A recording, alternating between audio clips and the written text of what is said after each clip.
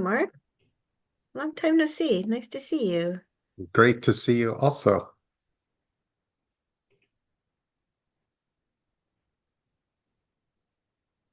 Hey, Ariella, you had a slide up, or Ruby, you had a slide up of the opening slide, and it's not there anymore.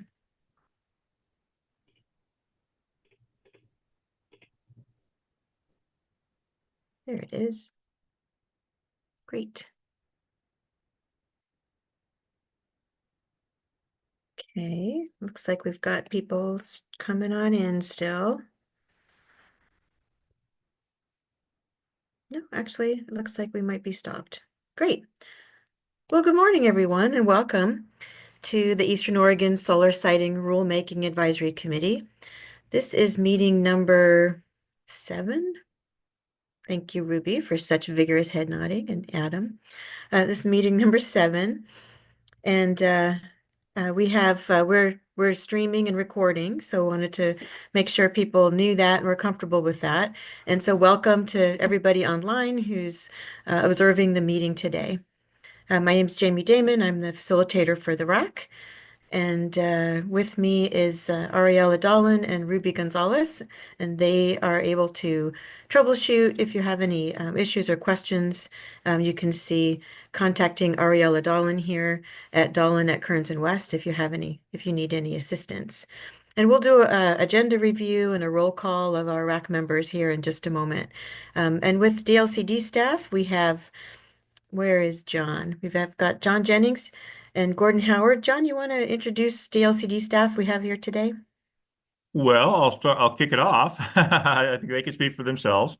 So I'm John Jennings. I'm a community services specialist for the department based in Central Oregon.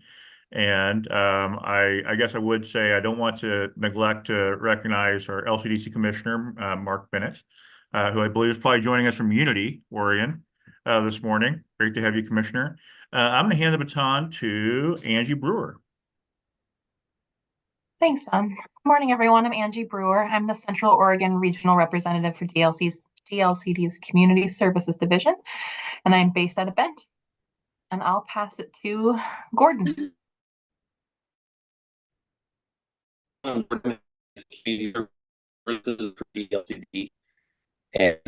also Hey, everybody. Oh, actually, hold on a sec, Adam. Yeah, you kind of garbled a little bit there, Gordon. Yeah, Gordon's having some technical issues with his audio. Hey, John, can you remind everybody Gordon's role? So yeah, I can. Gordon is the manager of the Community Services Division, which is one of 4 or so divisions in the department, and as such, he directly supervises Adam, myself, and as well as Angie and Dawn Marie Hurd if she was here. She's conducting reconnaissance in Las Vegas, Nevada, right now. So we all wish her well. John, can you hear me now? Yeah, that's better. Yes, sir. Okay. All right. Sorry about that. Adam. Hey, everybody. I am Adam Tate, Renewable Energy Planner with DLCD, based out of Salem. And I think that covers all the DLCD folks. Alexis is here. Yeah, Oh, hey, folks. Oh, nice. Go for it, Alexis. Alexis Hammer, Legislative and Policy Manager at DLCD in the Director's Office. Thanks. Great. Thanks, Alexis. So that's all of us. That's our staff that we have working with everyone today. Our meeting goes from 9 to 1. It's a half-day meeting, and we'll take a little break mid-morning at some point, probably around 10:30 or so. So just to let you know that. Let's go ahead and go to the next slide. So participation logistics for our RAC members. You are well versed in this, but it's worth it to remind everyone. You can use your raise hand function to get in the queue. It's at the bottom of your screen. If all else fails, you can raise your hand and we'll see it, and I'll call on you. You can also, if you're calling by phone, but I don't think we have anybody just calling in, you can do *9 on your phone to raise your hand. Lower your hand when you're done speaking. Again, for technical assistance, get a hold of Ariella and she'll do her best to help you. Members of the public are here watching, so welcome to all of you. And for RAC members, if you could refrain from sidebar conversations, which in a virtual environment means in the chat. So if you could use the chat only if you're having technical issues and you need some help, or you're having technical issues and your audio or visual isn't working and you're not able to be part of the conversation in the way that you would like. But please don't have a whole nother meeting in the chat. We ask that you not do that. Let's go to the next slide. Some ground rules, same ones we've used every time. Honor the agenda, participate actively and respectfully. We have a wide range of opinions about this rulemaking. So as has been shared in previous meetings, be mindful of your speaking time. It's going to be particularly true for today and for the next meeting, since these are half-day meetings. But we've got a structure that we hope will give everybody an opportunity to speak today. It's provide your name each time you speak, or just make sure that you've got your name spelled out on your participation little video square, and more importantly, it's helpful to remind us who you're with when you speak. So that's helpful, especially for people, for our public who are watching the meeting, so that they know, how different sectors are thinking about the rules. So that's important. We ask that you be tough on the issues and soft on the people, and folks have been really, really great on that. These are some tough issues. Ask to learn, listen to understand, and refrain from sidebar conversations. Already covered that. Let's go to the next slide. Welcoming remarks. Commissioner Bennett, we have you here. I don't know if you're prepared to make welcoming remarks, but we want to recognize you and give you the opportunity. Uh, Thanks, everyone. Thanks, Jamie, for the opportunity. I just really coming rather late to the party, following in Commissioner Nick Lelak's footsteps is a big shoes to fill, to be honest. But I just really appreciate all of the work that's been done here, and that will be continue to be done. Having served as a Eastern Oregon County Commissioner, I and the planning director, I'm well aware of the challenges to site solar facilities, and I'm looking forward to this work as a plan forward. And I think a lot of work's done, and just I'm really grateful for all of the time that's put in, and look forward to the completion. And we'll be carrying this forward to the full commission. Thank you. Thank you. And again, so good to see you. Any other opening remarks from other DLCD folks? I don't know, do we have any, Alexis, do we have any legislators here who were prepared to say anything?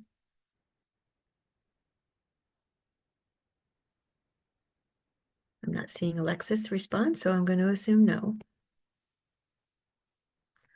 Okay, desired outcomes. We're in the home stretch with these rulemaking, so we want to focus on language sections that contain trade-offs and with an aim to resolve them. And we're going to do a preliminary vote on the different sections that we can move forward, and we have some other conversation about that. And note other considerations for the Land Conservation and Development Commission to consider in the report. So we've got this half meeting and we have another half meeting coming up. We are at the place where we need to understand what the RAC recommendations are that they would like to carry forward to the commission. So that's where we are. There's been some suggestions made in the survey that people have filled out. We'll talk a little bit about that. But that's really we have these next two meetings to do that. Let's go to the next slide. So our agenda, we're going to do a roll call of folks that are here, so we know who we have as RAC members, voting members, as well as ex officio members and resource members in the room. There's a little bit of background and context just about what's happened since our last RAC meeting, and Adam's going to talk about that. And then we're going to do a round robin, what we're calling a preliminary vote. And this will give everybody an opportunity to say something, to share to share where they're at. It builds on the results of the survey. We really want to focus in on language suggestions, things that folks feel like we can actually bundle and move forward for a recommendation, in areas where we need more work. Let's see. Yeah, and then we'll talk about what we'll be doing in the next meeting after that.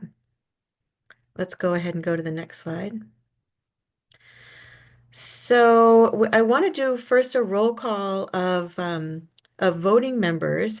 So for members of the public that are here, we have voting members of the RAC who have been appointed, and then we have a number of resource members and ex officio members who are not voting but have been very helpful in providing context and information, answering questions, and it's been really helpful moving forward. But we want to, now we need to start, since we're moving towards a vote, we want to get towards a set of recommendations. Let's do a roll call of the voting members first, and then we'll hear from resource and ex officio members that we have in attendance, so folks know, who those folks are. And then on this slide, you'll see some people are highlighted, and that's who we understand are here today. And so we'll start with them, and then I'll check in to see if I missed anybody from the RAC voting members, and then we'll move on to our resource and ex officio agency members. So Andrea, are you here? If you want to highlight your camera and check your audio and introduce yourself. Hi, I'm Andrea Kreiner, the Executive Director of the Oregon Association of Conservation Districts. Great, welcome, Andrea. And then Bill Richardson. Good morning, Bill Richardson, Rocky Mountain Elk Foundation, and happy to be here. Glad it's just about done. Welcome, Bill. Brandon. Good morning, Brandon McMullen, Planning Director, Harney County, and ready to continue to work on this project. Great, welcome, Brandon. Dan. Good morning, everyone. Dan Orzek, General Manager of the Oregon Clean Power Co-op, and what can I say? I'm happy to have something to think about this morning, other than the election. Thank you, Dan, and welcome. Thanks for being here, Dugan. Hey everybody, Dugan Marab, the Senior Regulatory Associate here at Pine Gate Renewables. We are a large-scale solar developer in the state, and I'm representing utility-scale solar development on this RAC. Great, thanks. Welcome, Dugan. Elaine. Hi, good morning. I'm Elaine Albridge. I'm a partner at Davis Wright Tremaine. It's a law firm. I have a permitting practice, and I help applicants navigate local and state level siting processes for renewable energy facility development. Thanks, Elaine. And Elaine, your audio is a little bit quiet. I will turn it up. Thanks. Emily. Good morning, Emily Griffith. I'm the Oregon Policy Manager for Renewable Northwest. We're a renewable energy advocacy nonprofit. Welcome, Emily. Greg.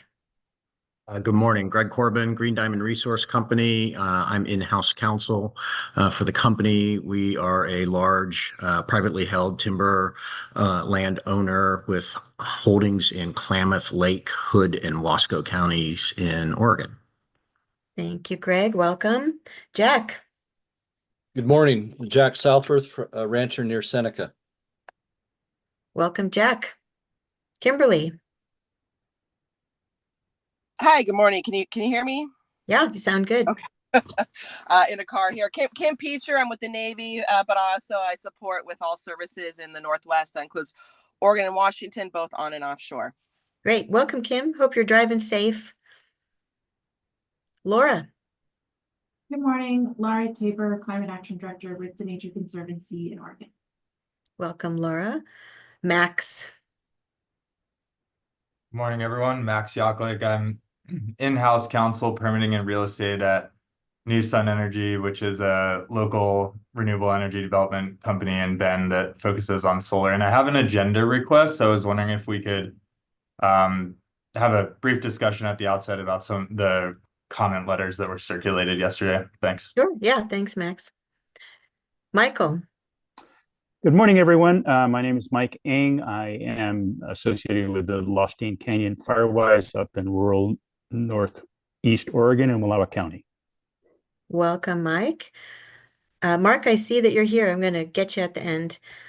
Mike Tody with Oregon Hunters. Good morning. Mike Tody, Conservation Director with the Oregon Hunters Association. Welcome, Mike. Good to see you. Mike MacArthur. Mike MacArthur, Community Renewable Energy Association, representing public entities in the renewable energy space. Great. Welcome, Mike. Hey, Mark. Hey, Jamie. Mark Hudson, Land Program Director at the Oregon Agricultural Trust. Great. And Ruby, if you can highlight Mark's name, he's here. Anybody I missed from the RAC voting members who's here today? Jamie, I would have to leave early today. You have to leave early today, Mark? Yeah. Okay, thanks for letting me know. Jamie, it looks like Les Anderson is here as well. Counselor Anderson, welcome. Well, good morning, everyone. Les Anderson, Klamath Tribes, tribal perspective, I guess you could say. Nice to meet you all. Yeah, good to see you. Appreciate you being here. Thank you. Other voting RAC members that I've missed.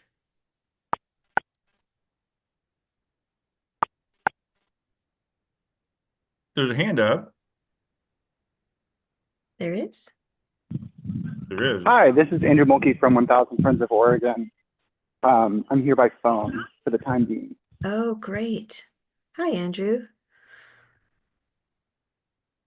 You figured out how to raise your hand by phone, *9. Good I job. did. Anybody else I missed of the voting members? How about our ex officio and a resource member, so everybody knows who you are and that you're here?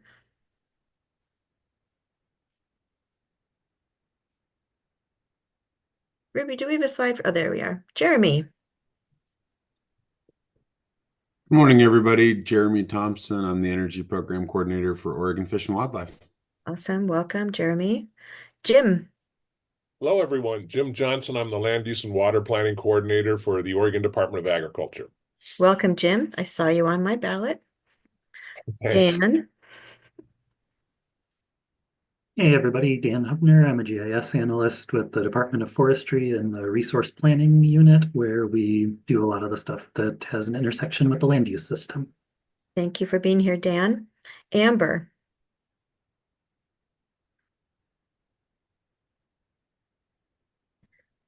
Hi there, Amber McKernan, Department of State Lands, acting as a landowner and state agency. Welcome, Amber. Darren. Hi, everyone. My name is Mike Darren. I'm with the Oregon Department of Geology and Mineral Industries. I'm a regional geologist for Eastern Oregon and coordinator of the statewide geologic mapping program. Oh, we've got your name switched. Sorry, Mike. Right. It wasn't the first time. Yeah, we'll fix that one. No problem. Any other resource and ex officio members who I've missed? Looks like we have Brian. Good morning. This is Brian Cocker at the Department of State Lands. Welcome, Brian. Thank you. Anyone else? I will add that I think Mike Darren's got the best agency acronym. DOGAMI. DOGAMI. Also, Vernon Wolf with Department of State Lands. Hi, Vernon. Nice contribution there, Mike Eng. Anybody else I missed from our resource folks? So for the public and for our resource agency folks, the conversation today is going to be pretty heavily weighted for our RAC voting members because we're moving in that direction and we really want to understand where everybody is at and what the recommendation might be shaping up to look like. It's not to say that we're not asking you to participate, and certainly we really need your help as people have questions that fall within your area of expertise. But I just wanted to give everyone a heads up that we really need to be understanding where our RAC voting members stand here today and at our next meeting.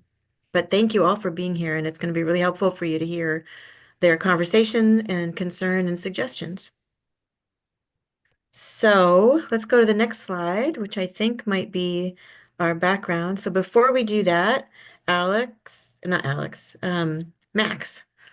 you had a question or a suggestion about the agenda. Yeah, thanks. I was just gonna ask if maybe BLCD could give a quick report out of the comment letters that were circulated yesterday. Yeah, that's great. Thank you. Adam, I don't know if you're prepared to do that, but that would be a good thing maybe for Gordon or John to do. I can run through this real quick and then we can talk more about that after I wrap this up. Okay. All right. Well, thanks for being here, everybody. We're on meeting 7 of 8. Well, technically 7 of 7, the first half of 7.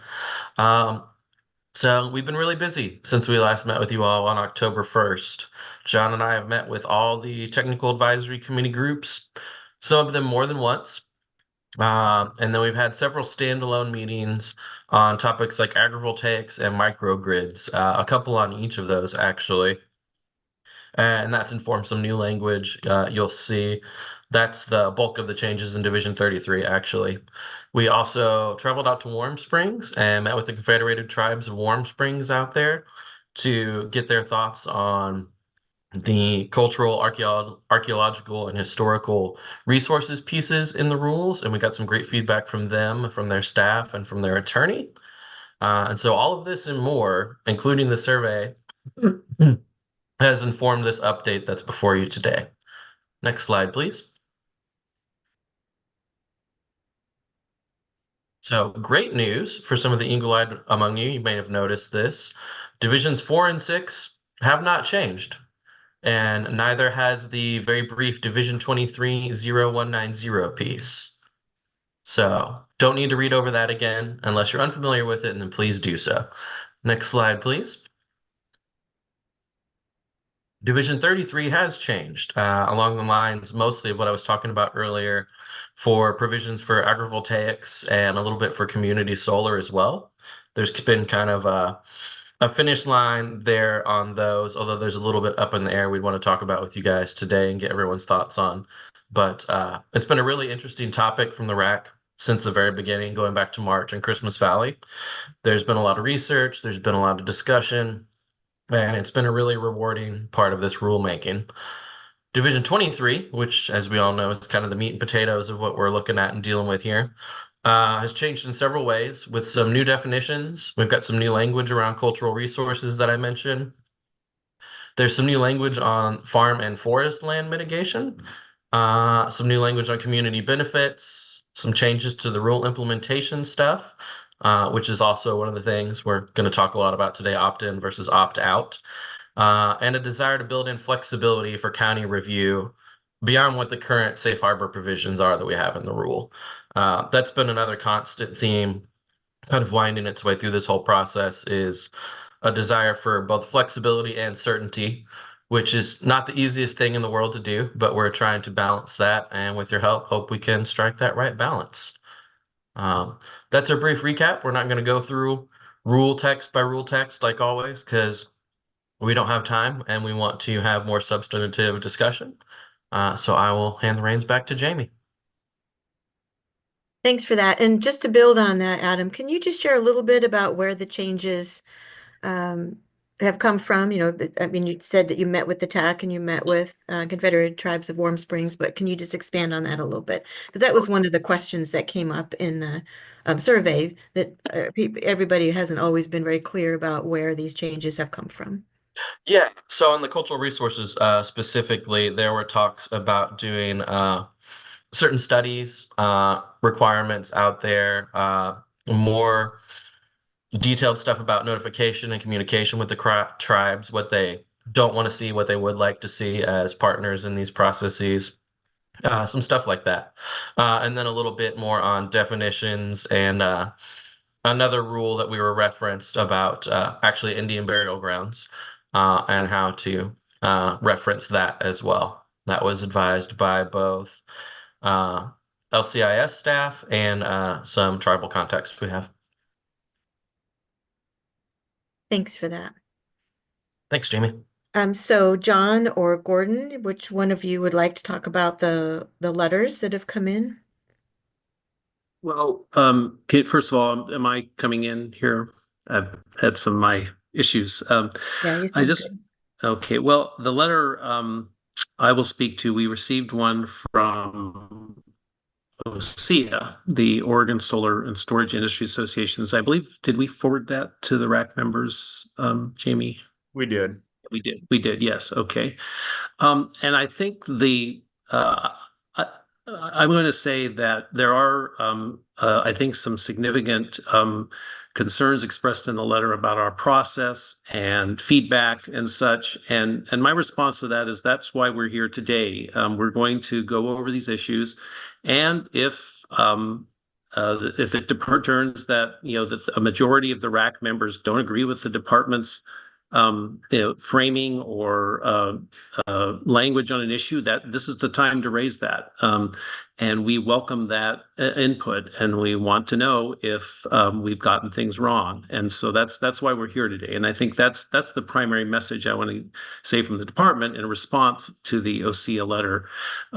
There are some more specific area issues raised, and we will be going over those as well. I think that the other aspect is that there's the assertion that some of our rules are overcomplicated and need more work.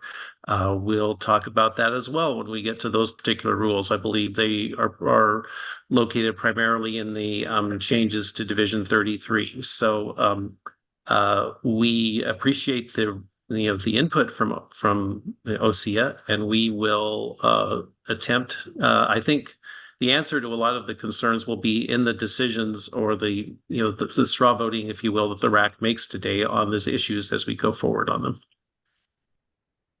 And I know, I believe the other thing we did receive some input from Max on some more specific technical issues regarding the rules that are very well taken, and we'll be making some revisions based on those as well going forward. Have I missed any other input that we've gotten since? So we did Go ahead, John. We did get the letter from which is a consortium of RAC members, right? The Nature Conservancy, Verde, 1000 Friends of Oregon, and Renewable Northwest. It's a brief letter, but I think provides some insight to some thinking regarding implementation.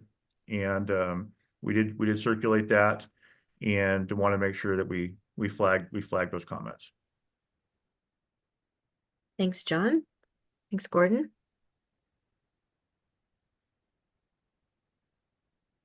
Anybody have any questions for Gordon or Adam about what's happened since our last meeting, or information from the letters and conversations that they've had since the last meeting?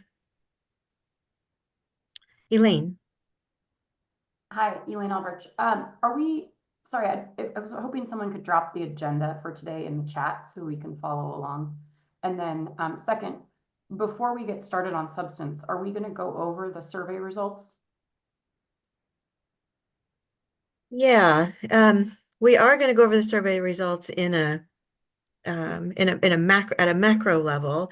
Adam, we didn't talk about going through it at a detailed level. John, Adam, what do you think?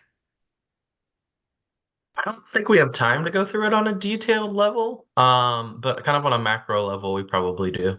Yeah, we'd planned on doing it at a macro level, Elaine. Eight people, or actually it was 13 people filled out the survey, and it were 9 voting RAC members. So a third. The data then? Sorry? Can you publish the data? Can you send us the results? Of course, yeah. Okay, can you do that now so we can see it as we're moving forward and discussing the language? Yeah, I think Ariel has it pulled together in an Excel table. Okay, great. That she can put in the chat. Ariella, are you able to do that? Yeah, give me one second. Yeah, we don't expect it to be immediate. So we'll go ahead and put that in the chat. But yeah, so for the survey, like I said, there were 9 voting members of the RAC that filled it out. We have 27 voting members of the RAC. So that was a small sample size. There were some good suggestions that came out that we wanted to bring forward to all of you. But because we didn't have a majority of the RAC filling out the survey, that's one of the reasons why we organized the agenda the way we did today, so that we want to give every voting member of the RAC an opportunity to share where they're at in terms of level of support for the draft moving forward and any substantive suggestions that folks have that we need to discuss as a RAC and consider moving forward. And there are a couple of larger suggestions that came out that I want people to be able to think about.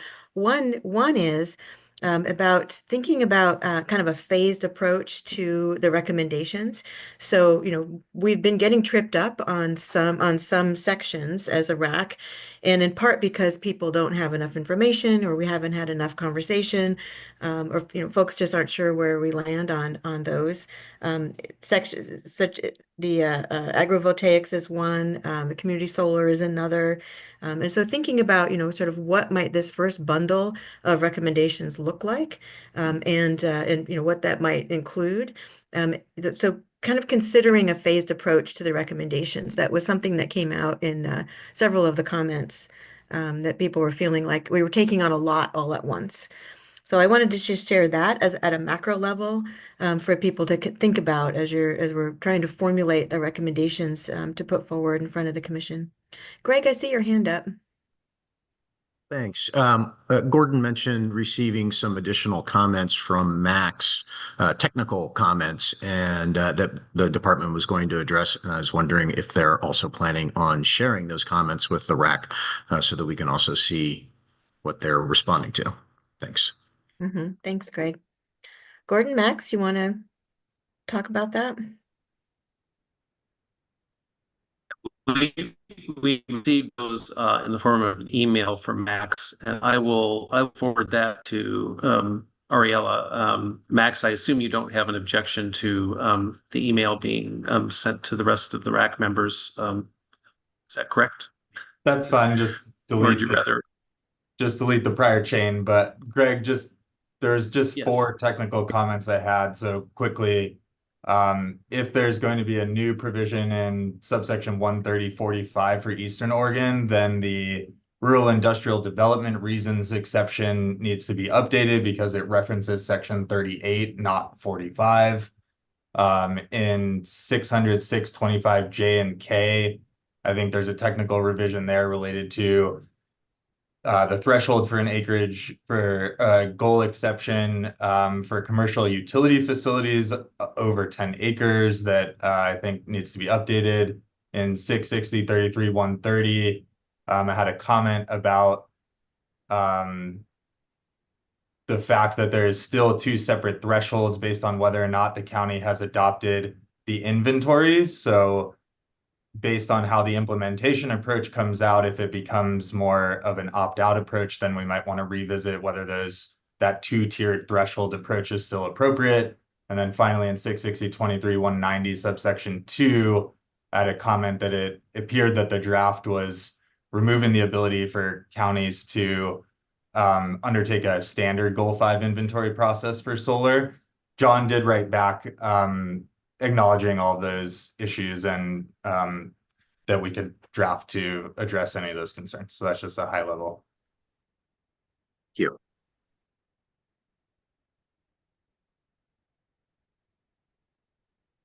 Thanks, Max, for that clarification. Mike.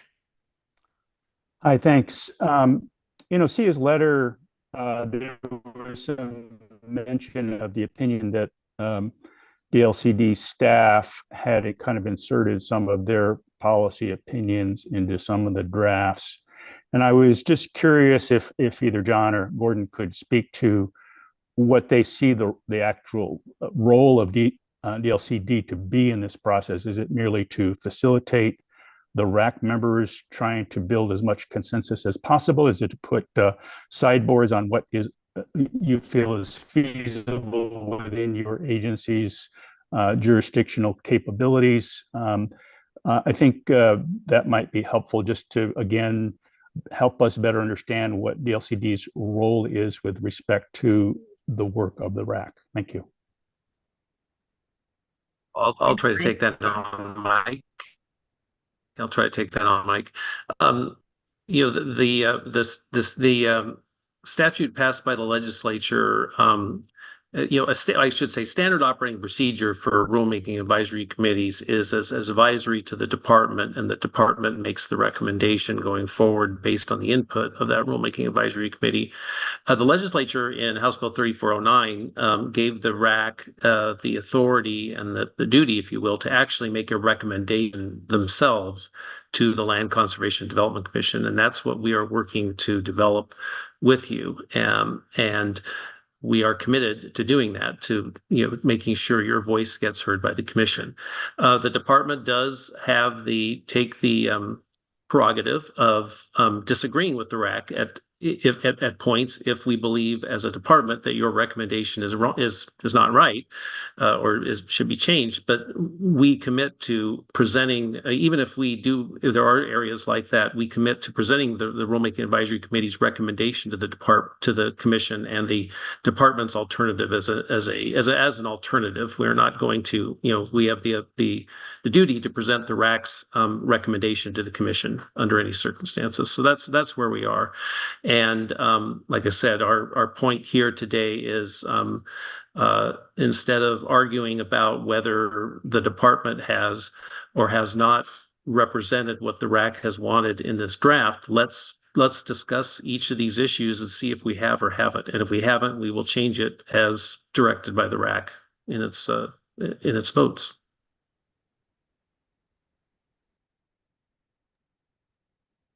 Thanks for that clarification, Gordon.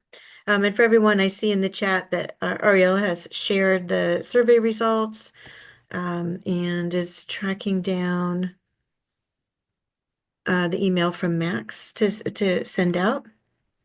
Jamie, I did forward just Max's four items to Ariel on an email. So hopefully Ariel has gotten that, and we'll share that as well. Great. Thanks, Gordon. Any other pieces of clarification or questions before we move into hearing from all of the RAC about where you are in terms of a level of support and your suggestions for the RAC to consider moving forward in a set of recommendations?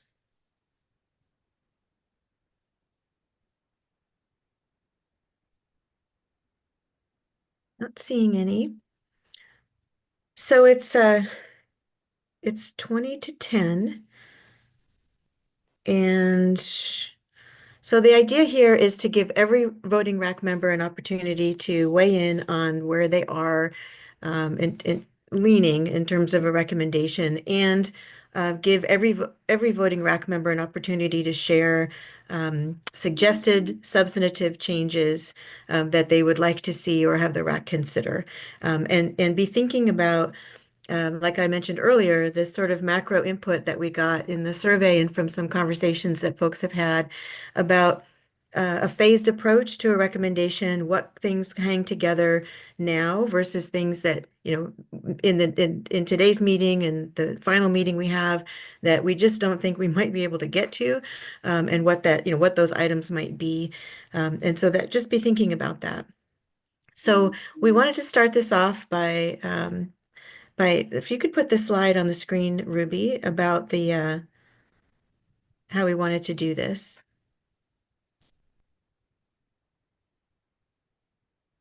There we are. So because we need to get to a vote, and we need to get to a set of recommendations, and those recommendations can include draft rule language, they can include recommendations from all of you about process moving forward, about, like I was saying, about phasing. There's lots of things that you can include in your recommendation. So we thought we would start with two parts. We thought we'd start with for people that support the draft language as it's written and or have minor suggestions, things to strengthen it, or other thoughts that would be helpful, we want to start there. And the reason why we wanted to start there is because we haven't when we saw the results of the survey, there were, like I said, 9 voting members, and about half of the folks were supportive of most of the sections, and about half the folks were not. And so, for the rest of the RAC who didn't take the opportunity to do the survey, we really need to understand where people are at. And recognizing that there are a lot of RAC members, voting members here. And so we'd ask that folks be mindful of their speaking time. And we really do need to get to some specifics. And so if you're supportive, we're interested to understand why. And if you have some minor suggestions, we're interested to know what those are. And then be mindful of speaking time. And then we'll move on to, if you're not supportive, people raise their hand. And then we'll do the same thing. We'll hear about why, we'll hear about what your suggestions are. We'll see how these start to sort of fall into buckets that we think we can address in this meeting today and the next meeting, or with some conversations that can happen between meetings. And also think about what Gordon said at the beginning, which is, yes, there's there's a time frame of us reporting to the LCDC in, I think it's January. Is that right, Gordon? Yeah, we have our first hearing in December, but the commission where they're going to make a decision is in January. Yes, late January. Yeah, and so there is still some time to work on suggestions, but we are getting down to the wire. So this is what we suggest that we do, and we wanted to start with folks that support. And again, it's not 100%. We actually had nobody in the survey that filled out the survey say, I support it 100% as written. But the people that did support said that they supported it with some minor suggestions. We want to hear what those are, because not everybody put those in the survey, and not everybody did the survey. So we'll go ahead and take this slide down so we can see everybody. And if you could put your camera on so that we know who's here, then everybody can see everybody's hands. Thank you for doing that. And again, this is for our voting members of the RAC. And so resource ex officio and resource folks, if you could be listening to what people are saying and paying particular attention to things that are in your wheelhouse for expertise, so that when we get to the conversation around those topics, you can help, you can be helpful. So, and it looks like this is everybody. So the first one is support. So if you support the rules as the draft rules as written, or have minor suggestions, you're mostly good with them, except for maybe a few things that you'd like to see strengthened. Or if you have other suggestions that you want us to consider in a recommendation, and have the RAC here, go ahead and raise your hand, and we'll see who those folks are, and we'll start with all of you. So we have Jack. Fine question. Are you talking about the rules as a whole package or a specific section? Yep, the rules as a package. So, yep. So we've got Jack. Mike? Do you have a clarifying question, or are you getting in the queue? We have Bill. Mike, Brandon.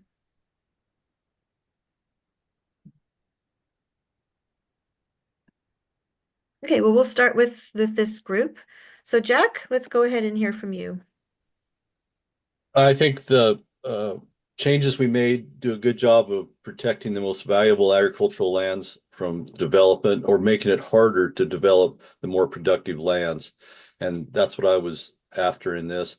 And it still gives avenues for development to find those 128,000 acres that we need to for solar development. Thank you.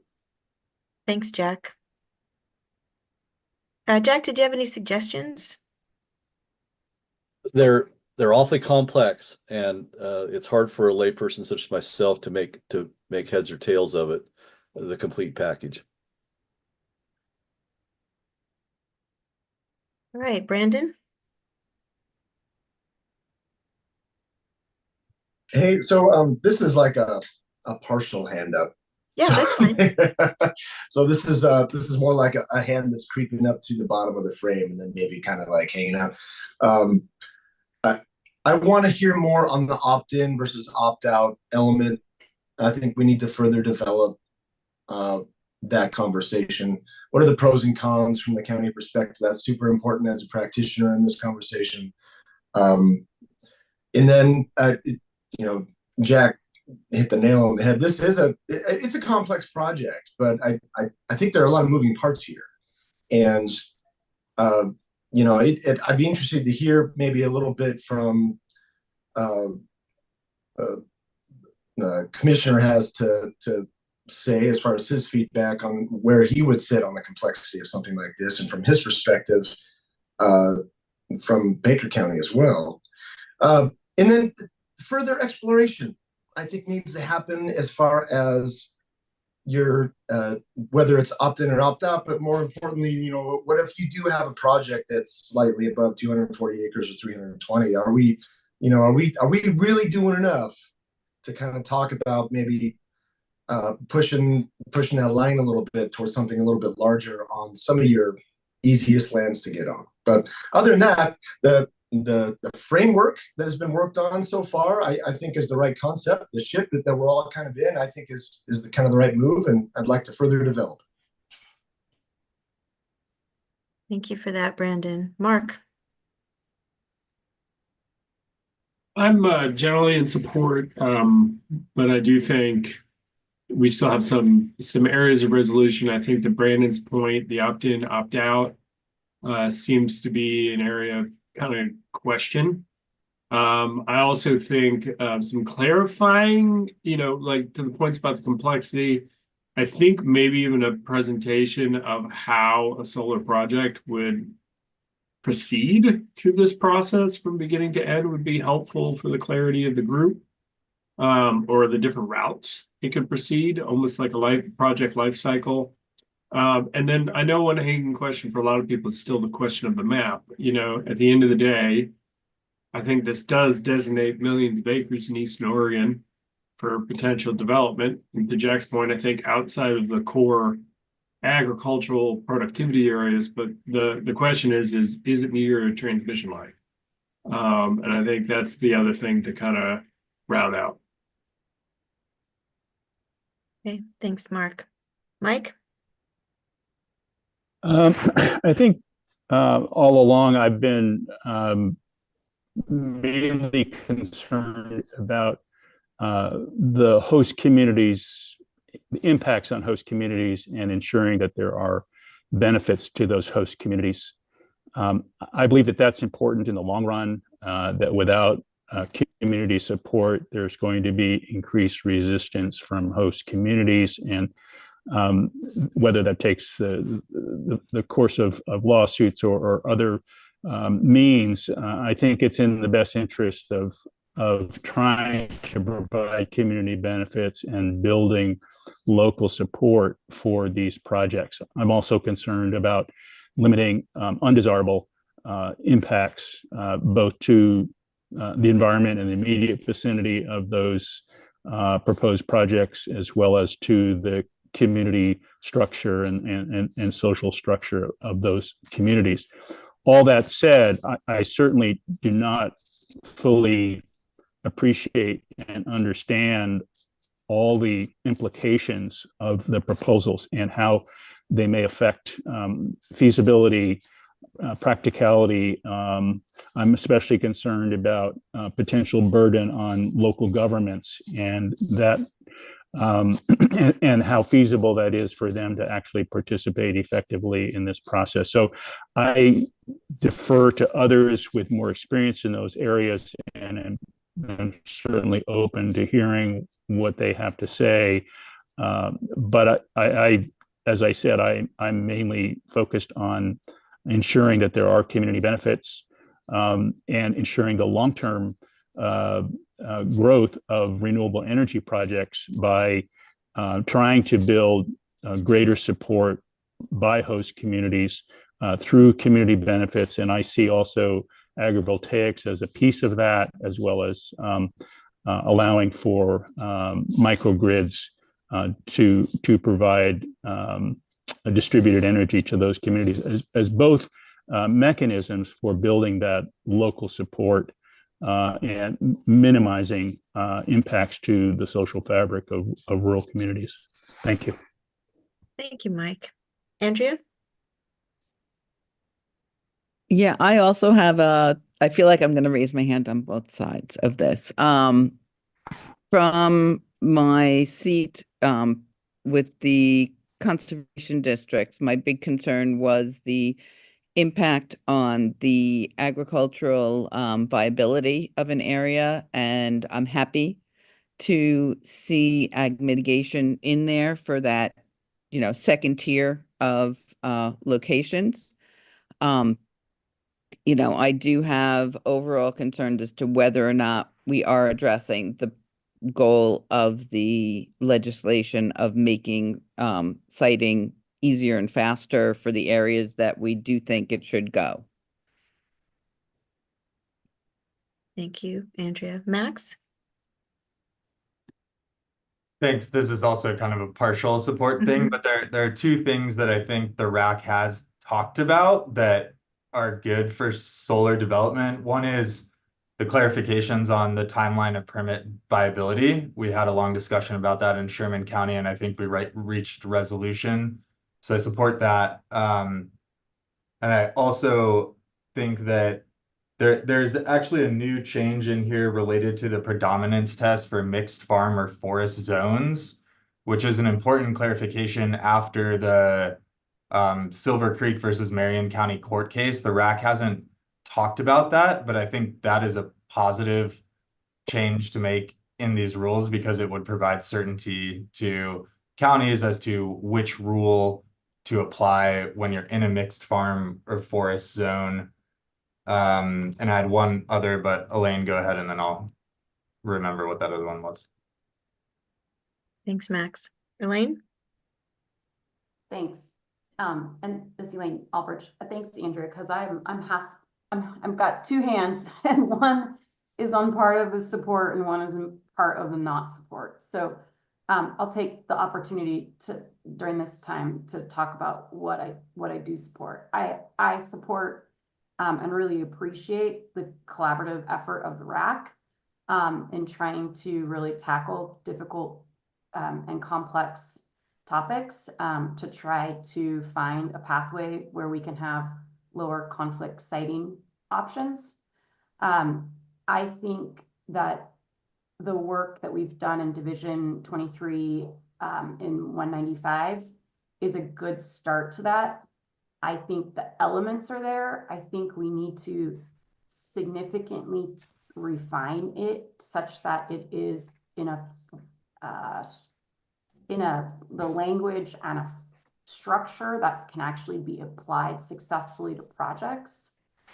I think we have bitten off more than we can chew, and we're kind of dealing with the kitchen sink right now with all the other ideas that are on the table with the revisions to Division 33 in particular. So I would encourage the RAC to use the remainder of its time to continue working on its what I see as its primary objective is to identify a siting process whereby projects on lower conflict sites can avoid a goal 3 or goal 4 exception.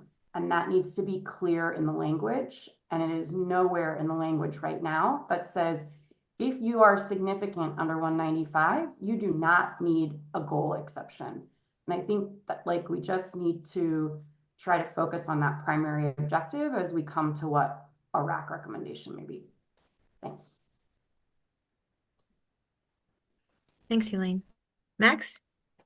Yeah, the last thing was I think there was relative consensus around including updates for temporary workforce housing, which has been an issue for solar development and has been a burden for a lot of counties. So I do also support including that. Thanks. You. Laura? Yeah, I would say I'm also in the support with some caveats. And I as has been mentioned, the implementation issues and the opt-in and opt-out, what is this actually going to look like to implement? Is it doable, or is it likely that counties are going to use these rules? I think that's a top priority. And then to the point about it being confusing and complicated, we've done some great work in terms of the individual issue areas. I feel good about where we've landed in terms of what types of habitat are in which buckets. The confusing part is like being super clear about how they intersect. So for example, if you have a site that falls into the proceed with no mitigation from a rangeland perspective, but is category 3 or 4 habitat, just like walking through how the process will get applied, and make sure we're making sure we're covering our bases, and the same with the forest piece. If we're defining that forest piece solely based on productivity, is there still a habitat overlay through the regular county process in terms of mitigation? So there's a couple of those like clarifying pieces where when I read through the rules, I'm still sitting with the question like, how exactly will it work?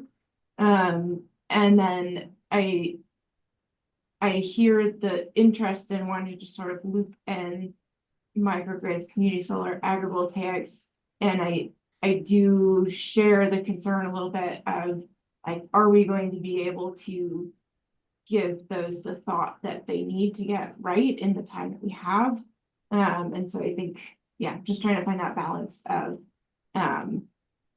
making sure we take the time to be really clear about the pieces that are most important, and then what may not be like as aligned with this Rex legislative direction. Thank you, Laura. Mike?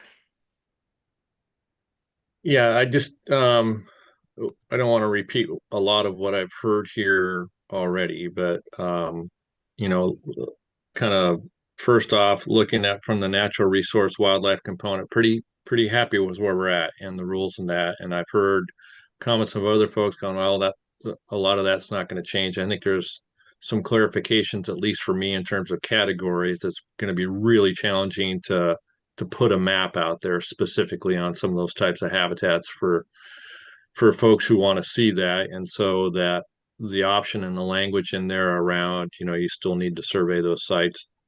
That I don't think that lessens a burden for somebody who's exploring development on those areas. That still needs to be there, but happy with that conversation.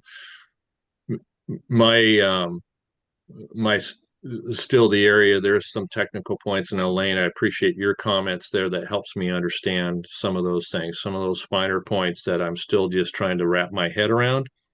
And I think the way that Jack framed that up helps me there too, and that these are really complex. And if there's some specific areas of clarification for me to understand those things better in Division 33, Division 23, those are the places that I'm still seeking to understand.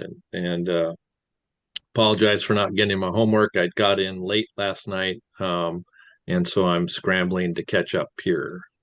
And look forward to this conversation here today. Thanks, Mike. And Andrew? I'll just echo a lot. I'm very supportive of the framework. I think it's coming together pretty well. I'll echo that. I think the conversations about agrivoltaics and microgrids are really valuable, and I do want to have those conversations.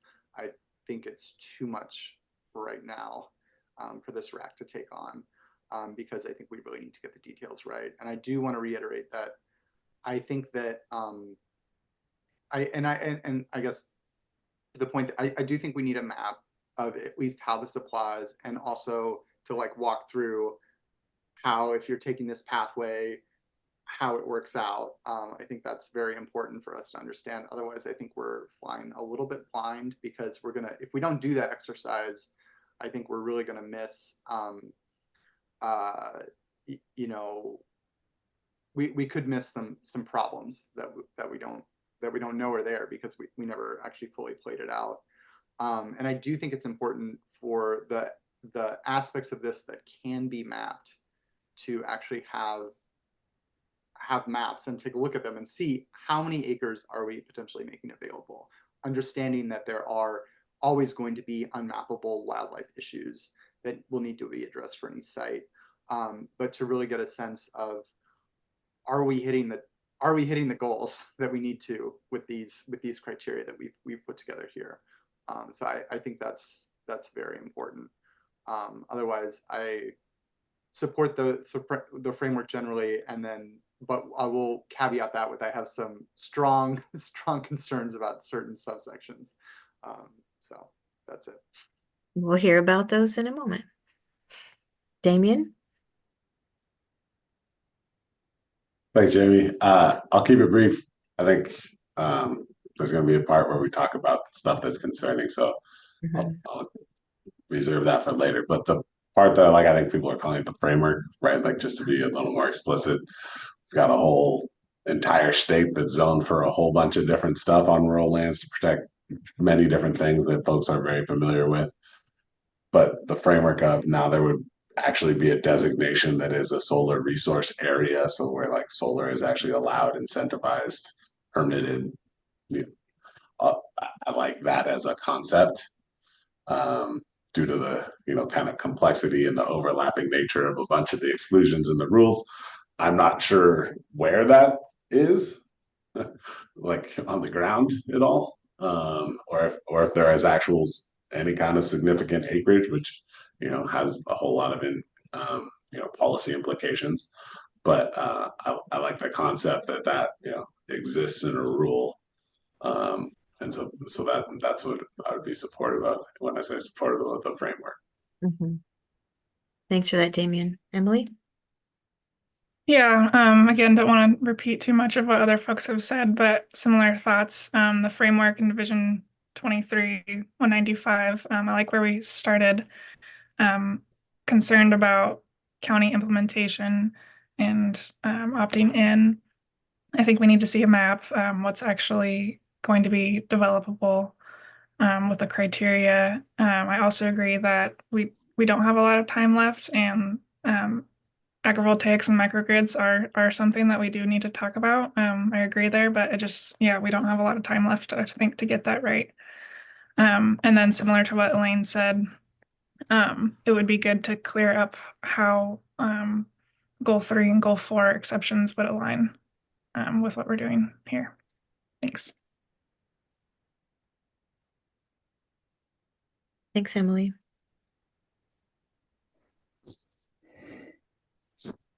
Anybody else want to weigh in on areas of support? I like the little half hands, that people are putting up. It's helpful to know where there's alignment, and it's helpful to even repeat, because don't sit quietly and think, oh yeah, I agree with that. I mean, we need to know where folks are at. So anything else about areas of support? Okay, so just to summarize, what I'm hearing is that there's a number of people that feel like the framework is the right framework. That there are folks that want to talk some more about having some more clarity around the opt-in, opt-out. I mean, multiple people talked about that. Multiple people also talked about the need for some kind of map to at least give us an idea of, are we hitting the mark? What is available? Recognizing that there are some resources that we may not be able to map accurately. So I was hearing that. There seemed to be some general agreement that this is pretty complicated.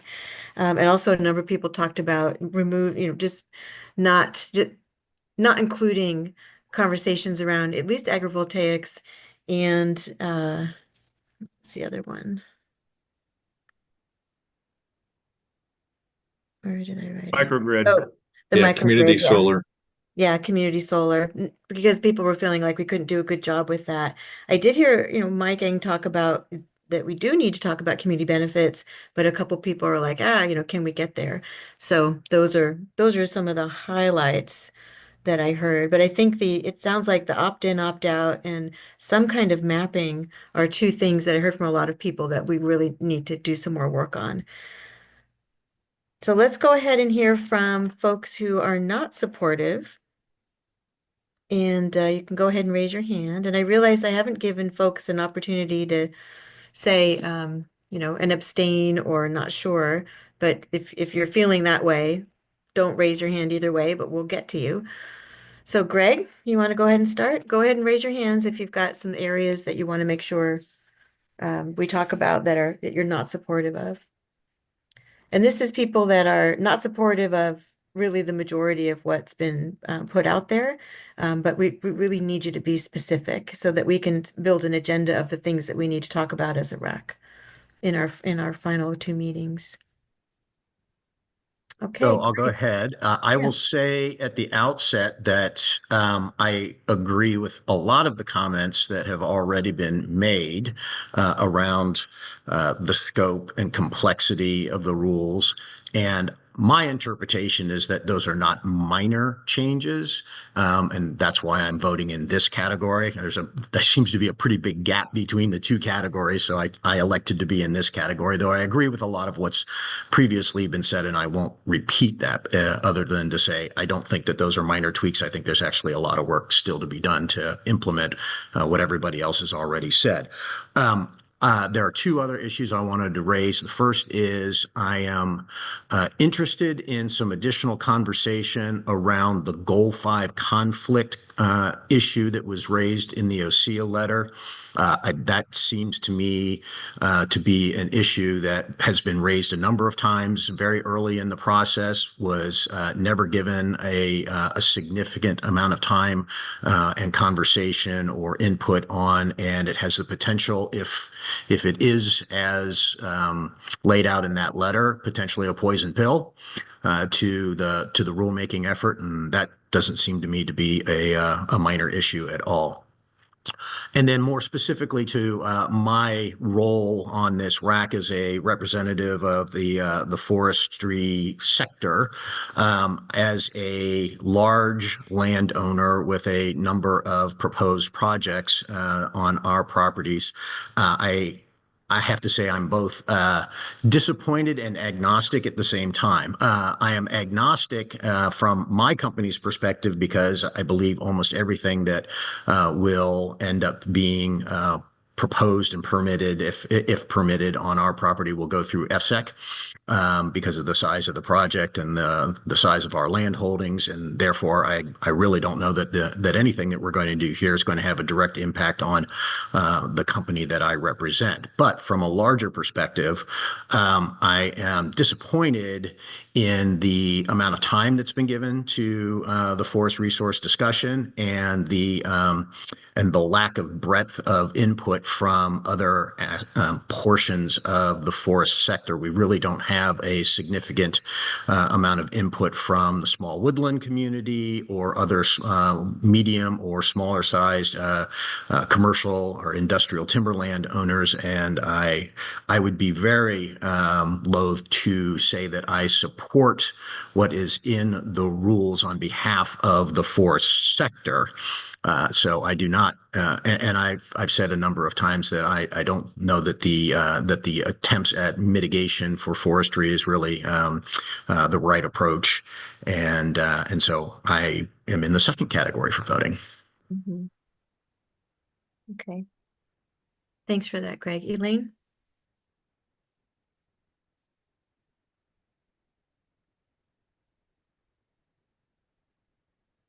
Elaine, you're on mute.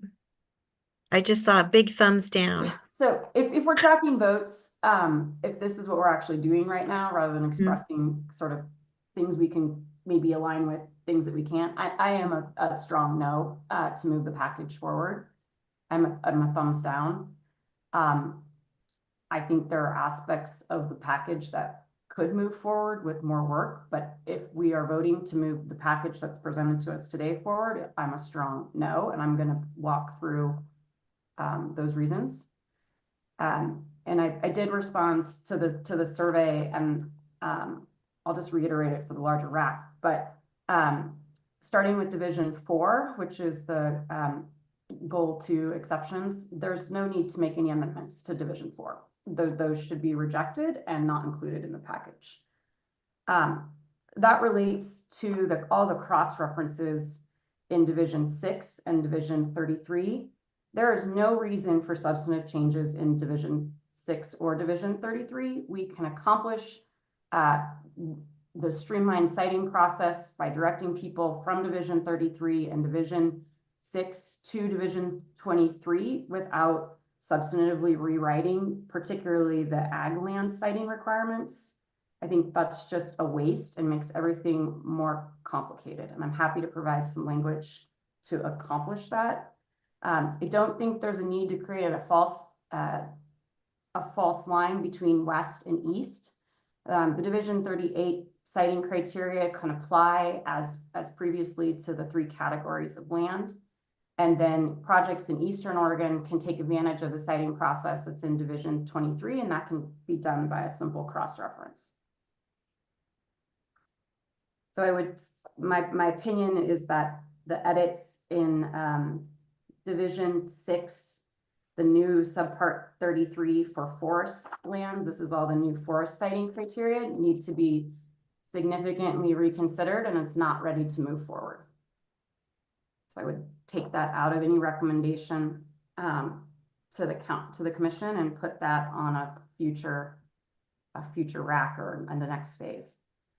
For Division 33 for ag land, strike in its entirety subpart 45. It's not necessary. I would strike any of the concepts around community solar, microgrid, or agrivoltaics. Those are all good concepts and support those, but that needs to be addressed in a different phase. In Division 23-190, this is the existing rule for how to designate energy sources via Goal 5. We've added a new section that essentially says that counties can't use this process anymore if they're in Eastern Oregon and they have to use the new process in 195. I don't feel like we've fully discussed the ramifications of that, and so I would suggest that the new language say it's an either or, they can use either rather than being prescriptive. And then with respect to Division 23-195, I want to just reiterate that in the introduction and intent in subpart 1 that we need to frame the purpose of this process is to create a streamlined siting process where projects on lower conflict sites can avoid Goal 3 and Goal 4 exceptions. That needs to be stated up front. And then I think we need to spend the rack time continuing to work on subpart 6 for quality, quantity, and location, as well as subpart 7 for determining significance. I think there's elements there, but it needs to continue to be refined. And just as a practitioner, I don't know how I would have any project actually be able to satisfy the mitigation requirements as presented in this rule.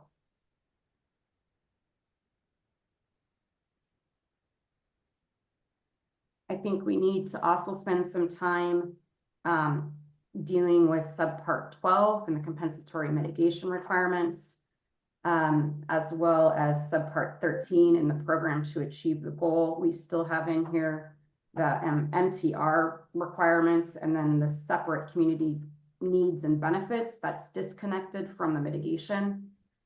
So I think that still needs a considerable amount of work. And then the opt-in, opt-out. I think it should be any package that goes to LCDC should be an opt-out package. So happy to provide more written comments on the specific language, but that's a summary of why I'm a no vote. Yeah, and Elaine, Mark just put in the chat, is there a way for you to provide a summary of your comments? And I just want to say, I just really appreciate how succinct and clear you are in the areas that need more work. That's exactly the kinds of things that we're looking for. So, and I guess to Mark's comment, happy to provide a summary of the written comments. I don't think it's very last minute. I think I just got this package of complete final revisions. So it is a substantive amount of work that's been going on in the rack, and it has not always been taking place in the rack itself. And I don't have the time to attend all the different TAC meetings that have been scheduled. There was so much to cover that some of the policy decisions, it seems like, were being developed in the TAC and have not been fully brought back and ran through the rack. And I just think that's a problem. And so, sorry, this isn't meaning to be last minute, but this is my opportunity to present my opinion as a rack member. So happy to follow up in writing. Thanks, Elaine. Max. Oh, okay. I guess I'll echo the flags that Elaine said. I'm very strongly opposed to changes to 66422. That's not necessary. It hasn't been talked about in the RAC. I'm opposed to changes in 660 subsection 6 on forestry that applies to all forest lands and is not directed at low conflict sites. I guess generally anything in the draft rules that is unrelated to low conflict areas that the RAC has been focused on, I don't agree with because those are peripheral and they apply to all solar facilities. And they are raising the burden of permitting solar generally, not just specific to the sites that are in these low conflict areas. And I don't believe that that's within the legislative intent. So that applies to 422, 625, 633, and maybe 650. I think in terms of, oh, and 23 190 related to energy sources. I think in terms of the substance, um, I've said all along, I actually disagree with the framework. I don't think that this is appropriate to put in goal 5. I think it's a weird fit. We are not receiving the benefits of a typical goal 5 designation, which is protection from conflicting uses. So typically in land use practitioners, Andrew, tell me if you disagree, but typically under goal 5, when it's designated as a goal 5 resource, there are other types of uses that are, prohibited or mitigated so that the protected resource can actually occur in that location. We're not getting that benefit. So I think goal 5 is an odd fit for this. And I do question its legality. But obviously this is the framework we're working in. And so my substantive feedback on the provisions in 195 is that I think there are a lot of things in here, some of which were called out in the OCO letter that the RAC has decided should not be used, like urban growth boundaries was one thing we talked about in Madras that is still in the rule that the RAC seemed to pretty holistically disagree with. There's been a lot of questioning about the distance, the proximity to transmission lines as a viable metric. So there's those issues. I agree with Greg. There's been a totally inadequate amount of discussion on forestry. We don't have the right representatives to talk about forestry. And I guess in response to what Greg was saying about FSEC, I don't think we've gotten good feedback or clarification, despite asking numerous times, about how this applies to FSEC. I think that the rules, if adopted by a DLCD, actually would be used at FSEC. So how is this rule interacting with the FSEC process? And how does that interaction, play into the acreage thresholds that we're setting and the types of standards that we're providing? That's another major issue for me. I also think that a lot of these numbers are still very arbitrary, and there hasn't been a lot of good data discussion in the larger RAC about why we are setting, standards at certain NRCS soil capability classes, why we are setting, the density of cultural resources at 50% of the site, why we are designating, high use or wildlife migration corridors at high use and very high use versus something else. Is that the right metric? Are the habitat categories the correct number? Are the forest productivity numbers the correct number? Are the pounds of forage the correct number?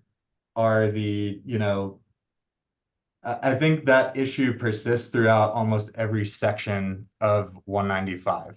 The RAC hasn't gone into detail with data about where these thresholds should be, and that to me is really the substance of this rulemaking. So that's really my primary concern, is that we have a lot of standards in here that I don't think have been wholly discussed and decided in terms of policy. And then finally, I think as we've heard from a lot of folks, this is a very complicated program. so, echo other comments that I have real concerns about whether and how this is implemented effectively by counties and whether developers can actually follow this pathway in a realistic and, streamlined manner. I have a hard time following these rules, and I'm a land use solar attorney. So I feel for other folks that have difficulty following, and I think it needs to be much simpler and more streamlined. So I'll stop there.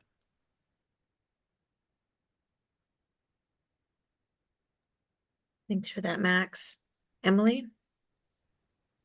Yeah, thanks. And I guess I wasn't clear earlier about my partial hand in the yes. So this is my sort of more leaning in the no area for adoption.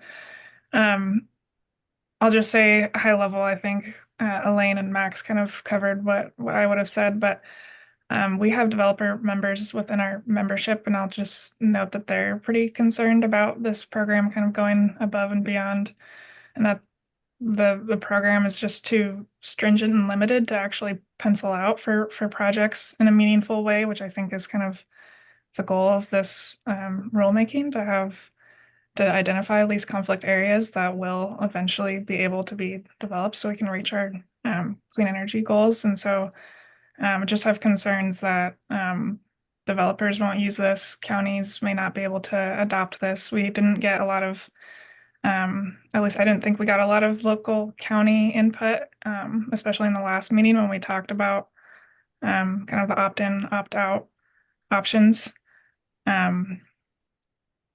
And then, yeah, I have similar thoughts regarding proximity to transmission lines, forestry, and what Greg said, and then how this would apply to FSEC is also a concern.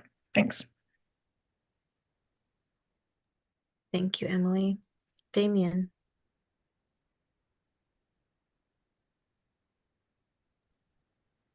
All right, thanks. Yeah, clarifying that, if being asked to vote in one or the other, as I would kind of do a downvote on the draft rules as they exist right now.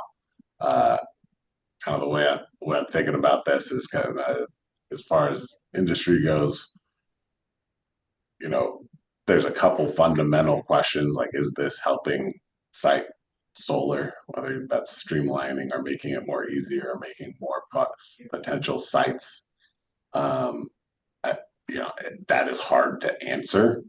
Given that that is the objective of the RAC, I think we probably haven't really kind of hit the legislative objective. Requests, I think would be similar to what had been said before, so I won't go into as much detail, but please remove all of the regulations that are universally applicable. So outside of solar resource area designations, there's a whole bunch of regulations that make solar siting harder and don't have the trade-off of the benefits of additional acreage and a designation and all that type of stuff. They're just applicable to all of Eastern Oregon, out wherever you go, and they're making solar siting harder. So if we can do that, then at least I can tell the folks at OCA, like, hey, well, even if no county opts in, and even if these rules are so complex that we can never find a site, it at least doesn't hurt. Right. So if we can just remove the universally applicable regs that make things harder, that's a step. Then we're at least in like kind of let's not take step backwards category. As far as like trying to take steps forward, I think, said it before, we're pretty clear where we're at on the opt-in, opt-out discussion.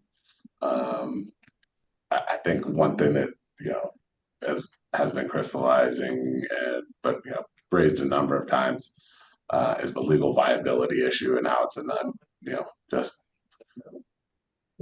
as an industry, we need the agency to really back its legal position and demonstrate that it's willing to go to bat for goal 5 as consistent with whatever rules come out of this as the right place to be doing this, because that is a little bit less than clear. I'm not going to try and like write the legal arguments to the contrary, but because I think back to my prior comments, supportive of this concept of solar resource areas. Is goal 5 the right vehicle? I hope so. If we just need the agency to demonstrate like very clearly, like let's get the DOJ to write this down so we have a piece of paper that says this is consistent with goal 5 that we can wave around, because it only takes one project opponent. Like standing is non-existent in land use. People don't have to be impacted. They just need to show up and get an attorney and argue stuff, right? So if we could get alignment on that, it would help developers potentially invest in projects based on the rules that come out of this process, which I think is the goal. And then, yeah, I think without going into too much detail, I just look at Division 23, Section 6 and 7, and I think we are not reaching a level of data-driven policy decision making that is justifiable. We're presenting some level of arbitrary standards. Like why is any given thing that's you know we've got consensus around about like let's remove the UGB stuff, let's go in the opt out path, etc. But then there's going on through each of those standards, it's did we just kind of look at a solar resource map and kind of cut and paste where they changed from dark orange to light orange, and is that a policy decision that we need to be as far as some of these numbers and things like that? I think we really need to state what the objective is and why each one of those standards furthers the objective that we're trying to meet, as opposed to sort of having sort of siloed negotiations about each given standard and just putting them all together, because in the aggregate it is very, very difficult to determine if we're actually doing anything here, as far as creating a designation that can be found and utilized, as far as solar resource areas. So I think that's kind of my steps of viability. First, let's take out the stuff that's clearly just making solar siting more difficult without any kind of upside. Like that's low hanging fruit. We should do that as a RAC. That's not what we were here to do. Not sure how all that got in the regs. And then, let's just get DOJ to back the position that these rules work. And then let's get in and do some, more kind of a last pass on what is the actual purpose and is each one of these standards consistent with that purpose.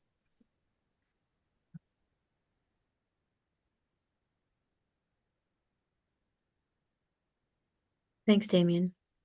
Andrea?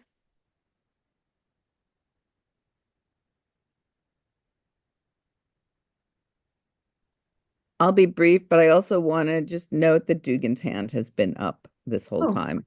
But so I'll just I agree with a lot of the specific comments that have been said before. I'm going to take a step back and if you look at the lens, or you say the bar for the legislative intent, and that is to make it easier to site on the least conflict lands. Now, a lot of our discussions have been around what is a least conflict land, right? And I think we need to take a hard look at where do we regulatorily need to weigh in as to what is least conflict. Like it's obvious it's related to farm and forest.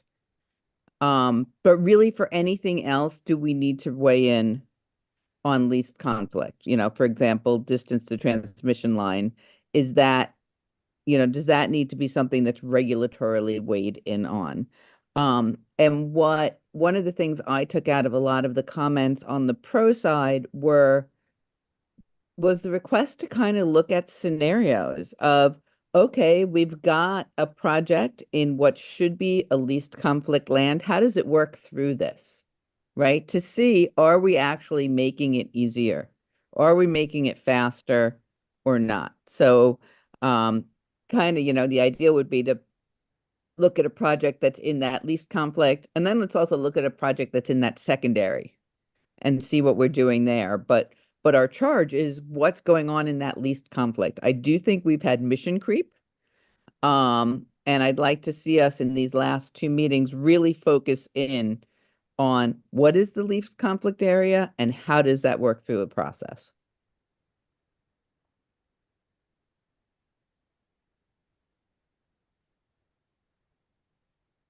Dugan, apologies. Thank you, thank you, Jamie, and thank you, Andrea, for always looking out for me. Yes, I've been here, but I'm happy. I'm kind of glad to hear what everyone else has been saying. I think from kind of someone who's just gone through the FSEC process, I don't really have as much experience personally with the county process. What we were hoping kind of through the legislative session that ended up with this legislation that we have in front of us now was just to get something where we could take a little bit of the ambiguity out, and at the same time not continue to what I call the merry-go-round, where it's like, don't put it here, put it there, don't put it here, put it there, don't put it here, put it there, and then I end back up kind of at square one. And well, I think we've gotten I think in Division 23, we've gotten close. I think we're still a little bit we're really worried about how much land this is going to be. So then we're going to be really conservative on some of these numbers.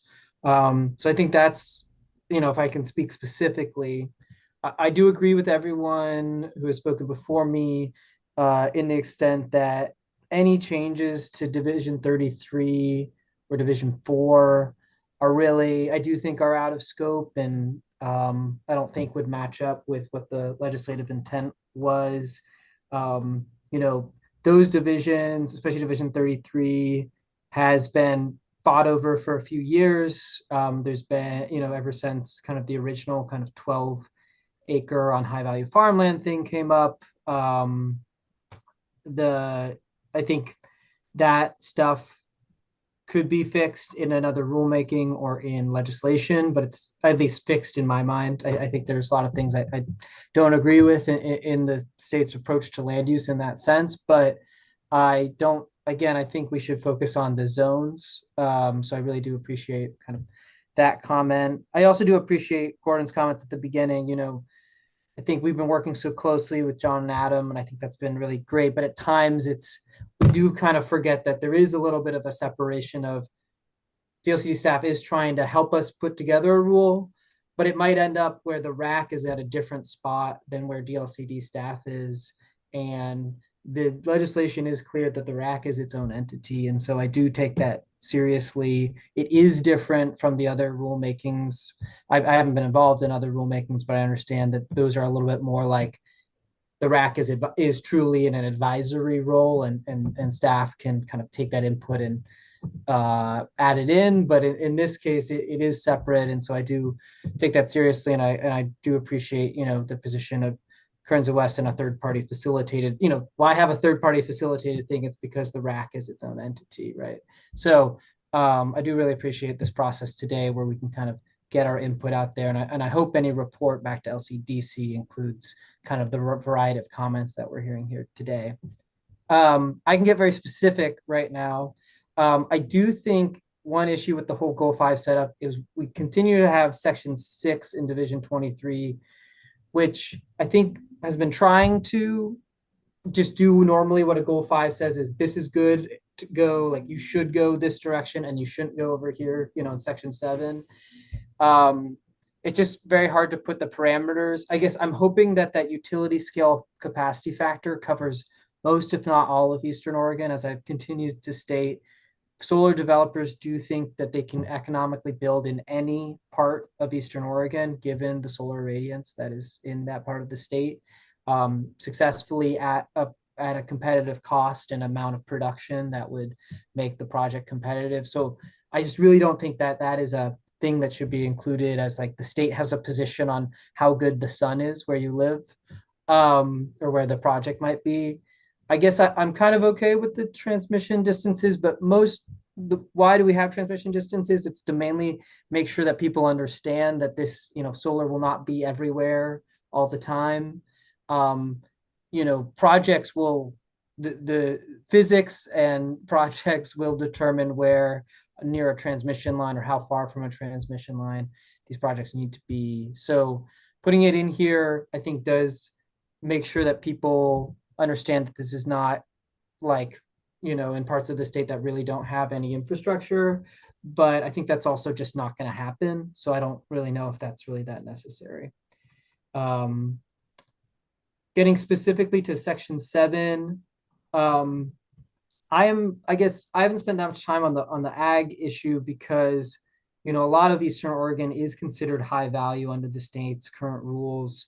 We're not changing that in this rulemaking, and that is limited to about, at most, I think, what is it, 240 acres. That's not really at a scale that utility developers like me consider to be a viable project. So I guess I'm not fretting too much. I do think we are pretty, classes, I think 5, 7 and 8 are very rare, and those will always, almost to Laura's point, where do these things interact? If I have a, soil class 7 site, which might not need to go through any mitigation, I can assure you that 90% of the time I'm going to be hitting some wildlife there, and I'm going to be crossing the wildlife protections that are in this rule, just because that's usually what happens on rangelands in the state. So I do, and in that case, I would not be allowed to go through this pathway, right? I'd have to have a normal exception or go through a mitigation process with Oregon Department of Fish and Wildlife. So I think those have been set a little bit too high for there to be a lot of viable area. Same thing kind of, and then in terms of like actually having more certainty as you go through this pathway, as I'm imagining it, the 50% on like historic areas, some of that stuff is just going to be subjective to the site. So I'm wondering how much we're trading this, certainty for uncertainty within this rule. I guess finally, one thing I do really care about is the idea around water rights. There's ideas around so there's this whole section on, and I'm looking at the rules on my other screen here, so people are following along. I'm in section G of, I'm trying to even find the right subsection in section 23, I think under 7, or in division 23. You can't go where there's a water right unless you're in a critical groundwater area and the water right has been transferred. So this is a very specific problem that I've experienced with the project recently. The main issue, I think this is a good idea to say, water right, maybe not, but if you're in one of these special areas that's losing water, we have a lot of, landowners in the state who are losing water and losing productivity. And solar might be an option to keep up, literally at making money off that land. I think that's a great thing to think about. The only issue is that most of the time, if you've been in an area of drought, or especially in a critical groundwater area, you likely have not been able to use your water right for more than 5 years. And then so transferring what is legally pretty much a dead water right is actually very hard to do. So I'm very specifically on that specific piece of language. I think the requirement to transfer that right is going to not materially work for a lot of landowners who have rights, but that have lapsed on that 5-year look back.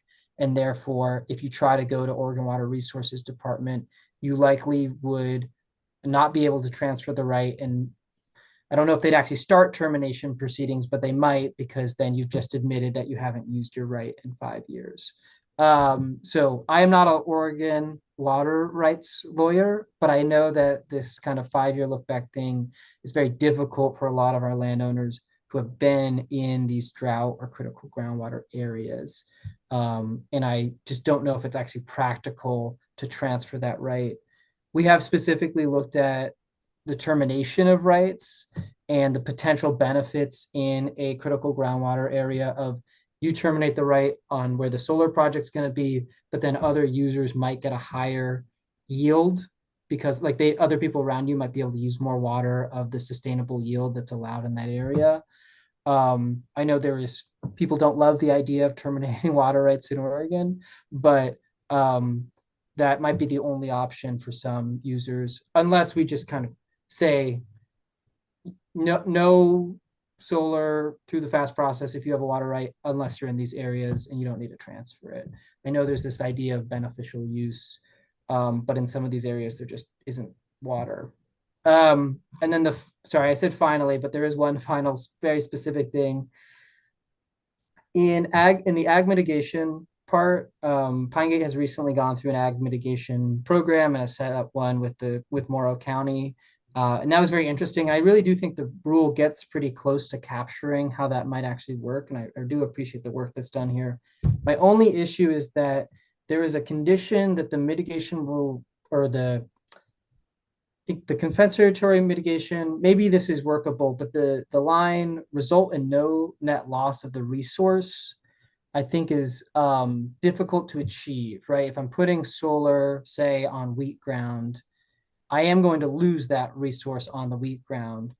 Now, an argument that has been accepted by at least the Oregon Department of Energy is if I uplift the ag economy around me, then I am in net actually mitigating the impact to the agricultural economy. And then my landowners who actually have the resource on their site are going to make more money from the solar leases than they ever would from the farming practice. So they're not, monetarily, they're not losing out. And so no one's losing out. And if anything, the surrounding area is benefiting from an ag mitigation program. I don't think that would hold up to legal scrutiny of no net loss. And that's a conversation that I've had with land use lawyers at the Oregon Department of Energy, and they have not been able to find that if you even if you planted the same amount of acres or took the same amount of acres out of CRP and started using them, I don't think that would actually constitute a no net loss of the resource because it's so site specific. Maybe it would, I'm not sure, but I think that line there might actually make a lot of ag mitigation infeasible legally. So that was a specific concern I had. Sorry if I got too specific there, people, but there are a few things that I've run into in my time in Oregon siting that I thought I could specifically pick out rather than just saying general stuff. But yeah, I'm not that supportive of the rules as written, but I do think, to other people's points, if we can try to pare back some of the stuff in Division 23, we might be able to get to something where this might be somewhat usable. I do think if I was to actually go through a mapping exercise, the amount of combinable acres that are contiguous to be an actual project would be very small within this current setup. I know it'd be pretty hard to map, but I know Max tried to do a map maybe 6 months ago, and that did not look very good. There were not a lot of openings there. I think we've only gone a little bit more restrictive since then. So that continues to be a concern as to, it's great that we've really kind of hashed through what we think is maybe doable in here. But I do have the concern that there won't be a lot of usable land to use. I'll just use one quick example. The federal Department of the Interior and BLM has recently released a new federal lands analysis. And they're like, oh, we've opened up 10 to 15 million acres to solar development. But the actual developable acres on there are going to be much smaller than that. And I think we're in the same situation here. We're going to have to open up a lot more under this pathway than we ever think would be developed, because there's going to be natural things in economics, in physical problems with sites that are going to prevent that amount of acres actually being used.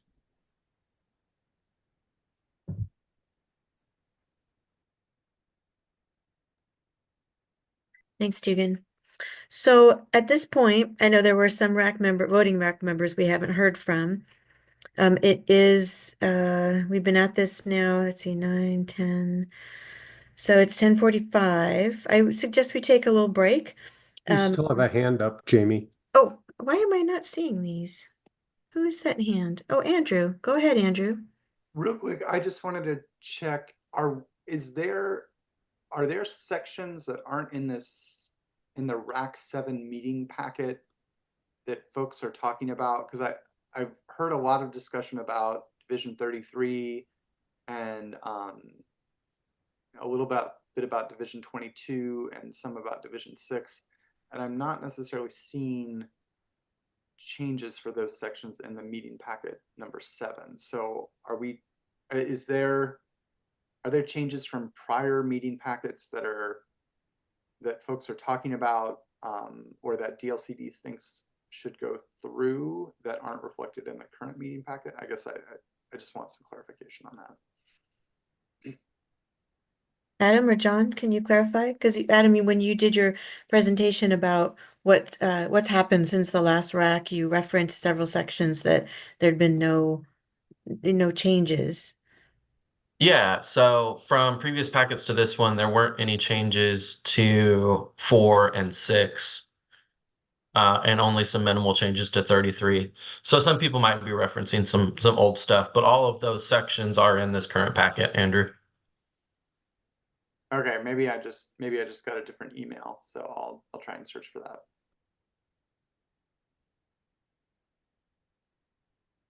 Okay. Let's take one last look here. I think we should take a little break to 10 minutes because we've been focused on this for a little bit. And then what I suggest when we come back, two things.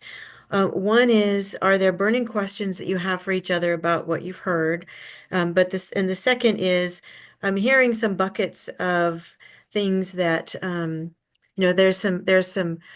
there's some buckets that I'm hearing that people are saying we should not be including in a recommendation now because we haven't had the time, we don't have the right people. It could be a future phase. So that's one bucket. So that narrows the scope. And then I'm hearing that, there are some suggested language changes for things that divisions that might still be on the table. And then I'm hearing sort of some radical, that's my word, suggestions of taking whole sections out and streamlining what we're putting forward in order for it to be more consistent with what some folks are interpreting as a legislative intent.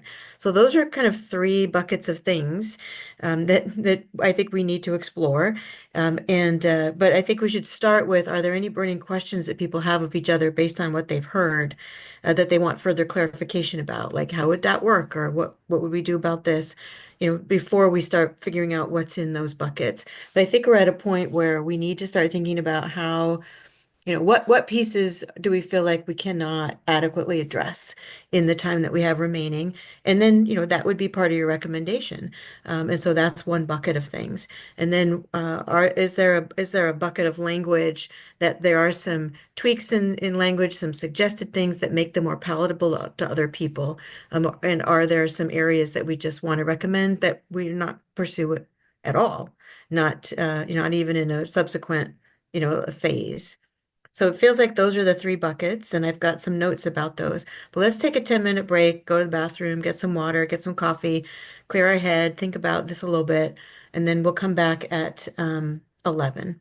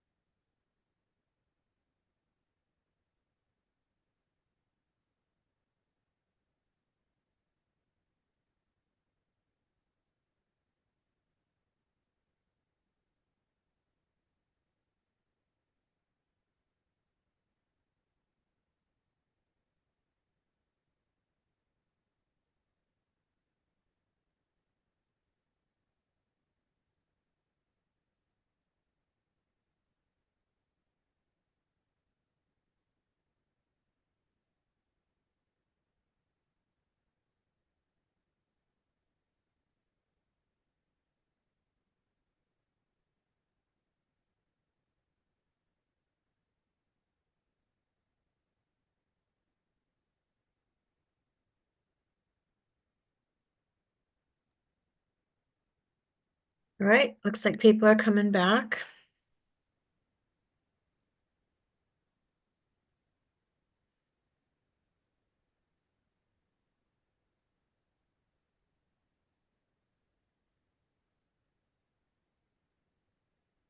Thanks for that, Laura.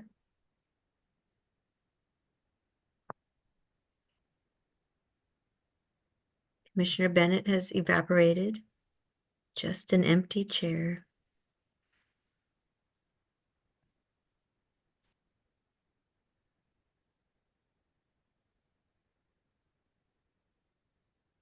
Okay, so I think it'd be good to start with, based on what you heard from each other around area of support, areas of no support.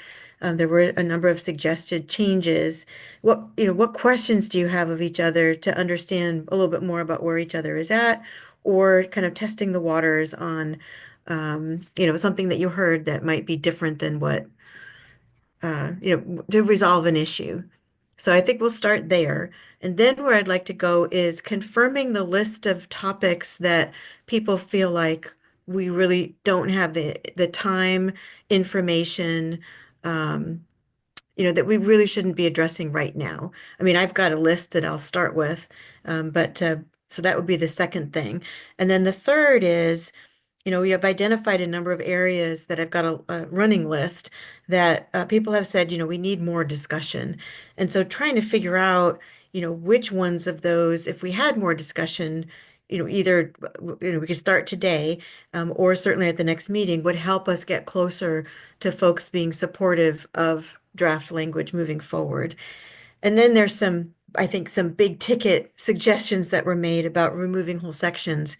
But again, I think we need to explore that and figure out, where we want to focus in our time at our next meeting to see about how we can get maybe closer, or what can happen in between meetings to have the conversations, to float language, or to agree that, these are things that we just can't do right now.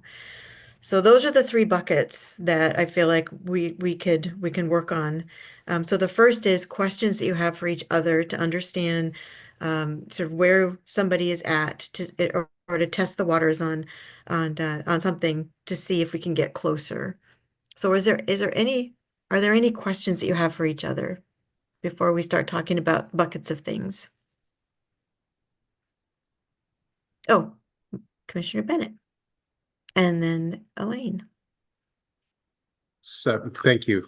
This is more of a process question for John or Adam.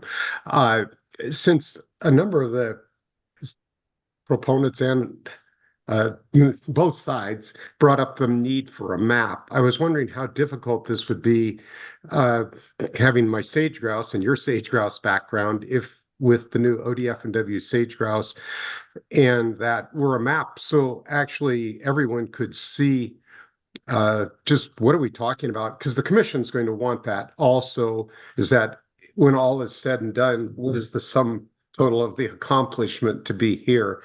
And I think that would take some of the discussion off the table, because there was a lot of concern of, are we going to accomplish anything? And it would provide a lot more clarity. So I guess that was my observation.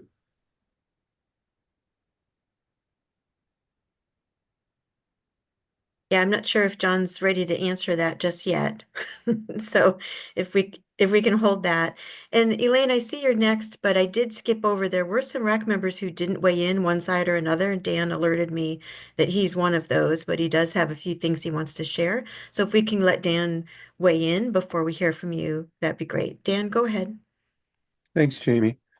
Yeah, so I'm abstaining. And the reason is we don't, strictly speaking, have a horse in the race. The projects that the cooperative I run does are community-based and typically smaller, so generally not going to be affected by the considerations that we're weighing here. But I'm an Oregonian and I live on this planet, and so in that sense, I do have a horse in the race, a stake in the game here.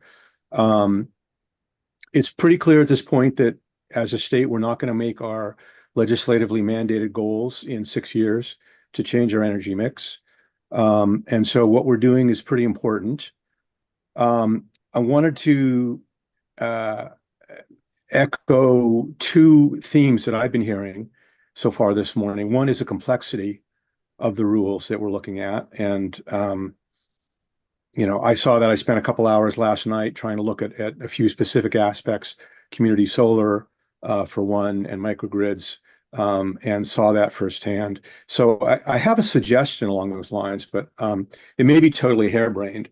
But the other thing I wanted to mention is I heard a couple of people, Dugan, I think, and Andrea, say we don't really have a sense for how this is going to work in practice at this point.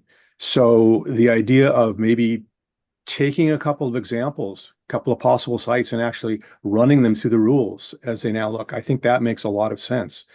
Because the risk, so we will be judged in a year or two. This RAC will be judged in a year or two by whether we've changed the situation, whether any solar projects have actually been developed. And I don't work as a utility scale solar developer now. As I said, we do smaller projects, but I have in the past, and I know that solar development takes generally the path of least resistance.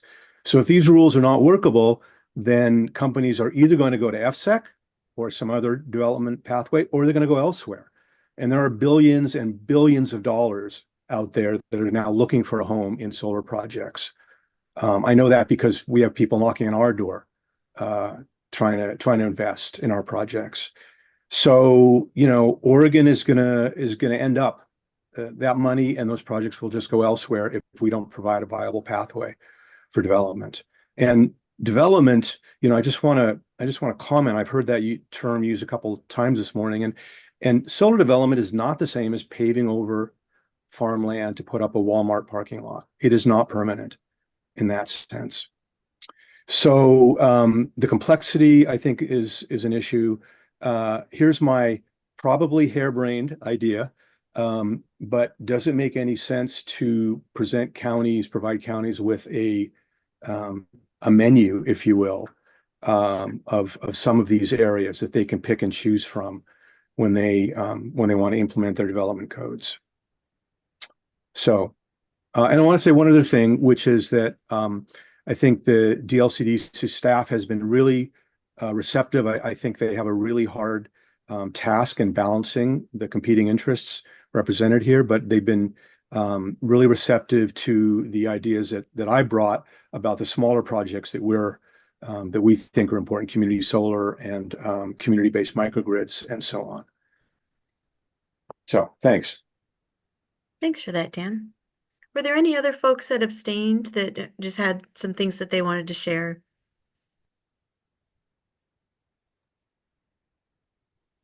Mike, go ahead. Yeah, I haven't weighed in either way, support or don't support. I appreciate many of the comments being made on by the land use development experts. Appreciate especially what Elaine and Dugan had to say, and Damien, about the technicalities of this and how deeply you can get into those technicalities and how difficult that is for lay people who aren't practitioners in land use.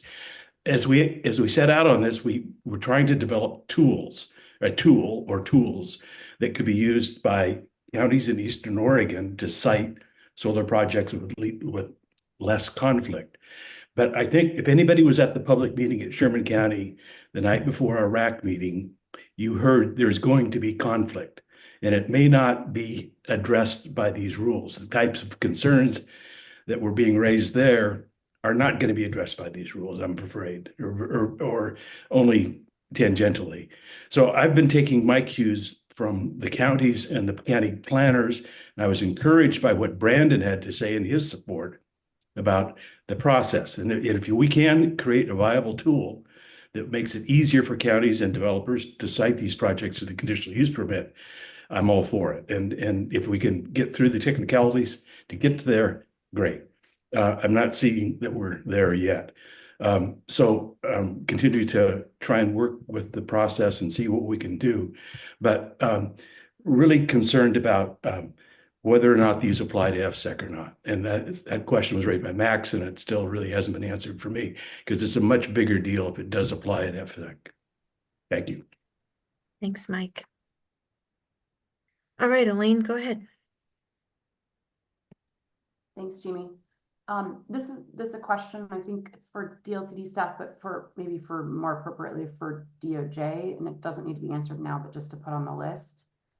When I think about how I would navigate an application through 195, if someone was, if an applicant or the county was seeking to designate a resource area as significant, under section 7, it seems like that would be done via a comp plan amendment to add to the inventory.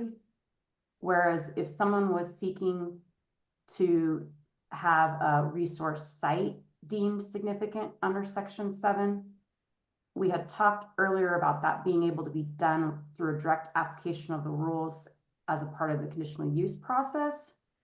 But because the county would be deeming that site significant goal 5 resource area, it seems that we would have, in order to comply with goal 5, you would need to have a comp plan to address that resource site.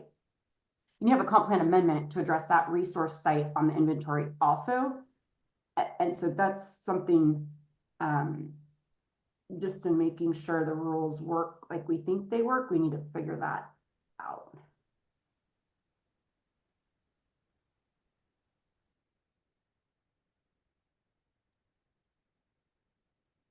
Gordon, I see you've come off mute. Is there something you wanted to share? Yes, Elaine, the intent of the rules, and we can check to see if the intent is met, is that for a resource site, there would not need to be a comprehensive plan amendment associated with that because it would be a direct application of the rule. Whereas for a resource area, the county is going through a process to designate those areas, and that is a comprehensive plan amendment. And we will check to see if that intent is implemented correctly.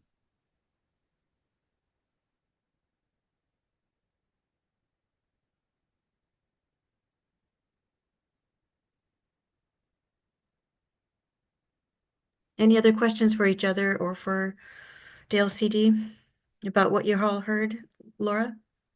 Yeah, I just had a question in terms of the revisions to, I think, what was it, 6 and 33 that several people mentioned in the comments, of like the provisions that apply to all projects, not just projects that are going through this pathway. I feel like those revisions came up a couple meetings ago, and I'm just curious what the rationale for making those changes was. I'm trying to just understand the intent of all of that language as relates to the other sections. I've heard sort of why people don't like it, but I haven't heard what was the conversation that led to that language getting added in. That'd be a Adam and John question for the two of you. John, you want to take that one? Yeah, I guess I can. I'm not sure if I'm supposed to speak or not today, so I'll give it a shot, right? I think what is being referred to, there's a couple things. But there is a set of standards, approval standards. They've been in the rule for quite some time.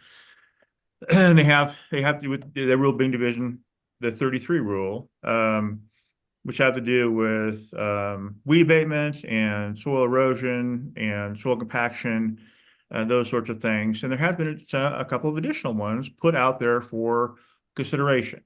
And so in addition to those, I think there's 4 of them, the pieces would be soil health and really attempting to avoid a bare earth situation and wildfire. Wildfire is a pretty big deal. It comes up a lot.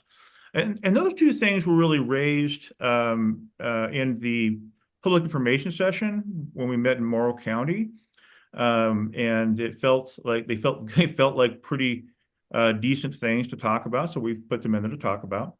And then the third thing is the idea about temporary workforce housing. When you have these transient workforces to descend upon an area, to do the good work that they do, can we make sure that they have an adequate amount of housing, or that they can be taken care of? And that's not isolated to solar. That's really large scale economic development projects. So those are the three things.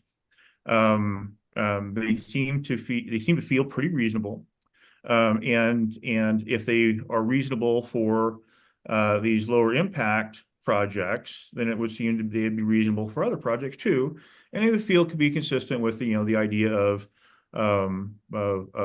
finding opportunities and reducing conflicts. So I don't know that's exactly what folks are talking about. We've also done some adjustments with the existing trigger for considering materially altering the land use pattern, which we can also talk about.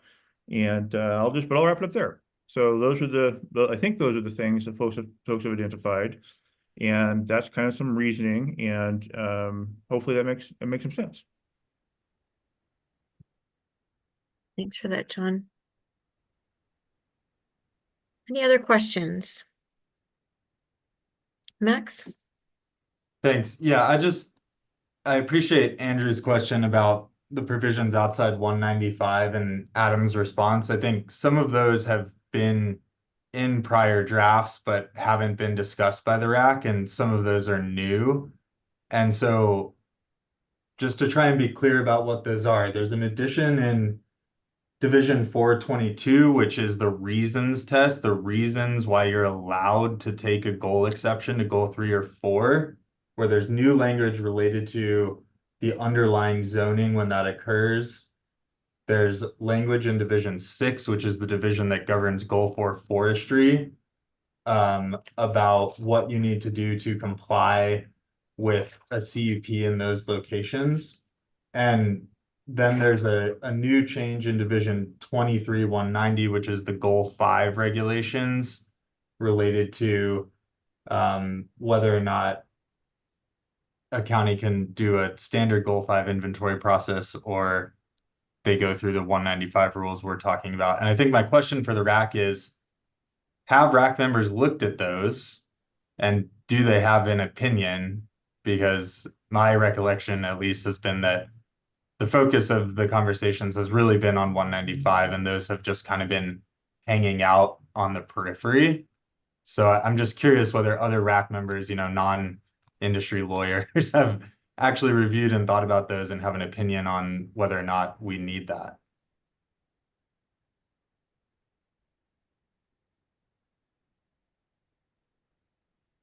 RAC members?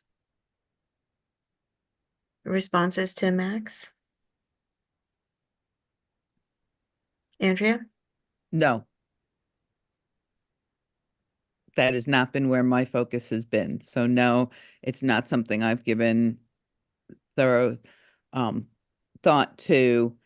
And kind of, since I now have the floor for a second, I really want to make a strong suggestion. I guess I kind of mentioned this earlier, but it's really hitting me, when we talk about things that were brought up in the public meetings and then got put in for discussion, that there are a lot of things that have been put in for discussion, and then when we've discussed it have not been taken out when that's the case.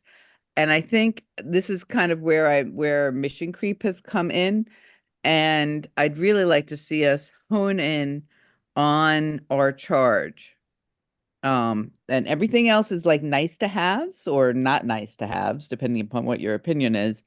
But to really focus in on, in the low conflict areas, how can we make this faster?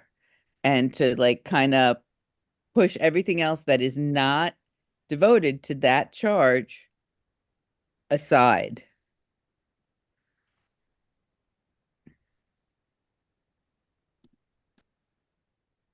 Other folks' response to Max's question, Andrew? I guess I wasn't able to follow all of those. I was just looking at the Division 4, Section 22 addition. I actually think that it makes sense to not change the zone, just because, and I'm thinking of a particular case, I can't remember the exact name, but it was a case that Central Oregon Land Watch brought where there was an exception area that was created in somewhere in Deschutes County, I think, from aggregate mine. And then when that had ended, it ended up, I think, getting turned into some other zone, probably rural residential. And I guess the court said that there was really no hook to require the county to consider it to be ag again, once that goal 5 use had ended.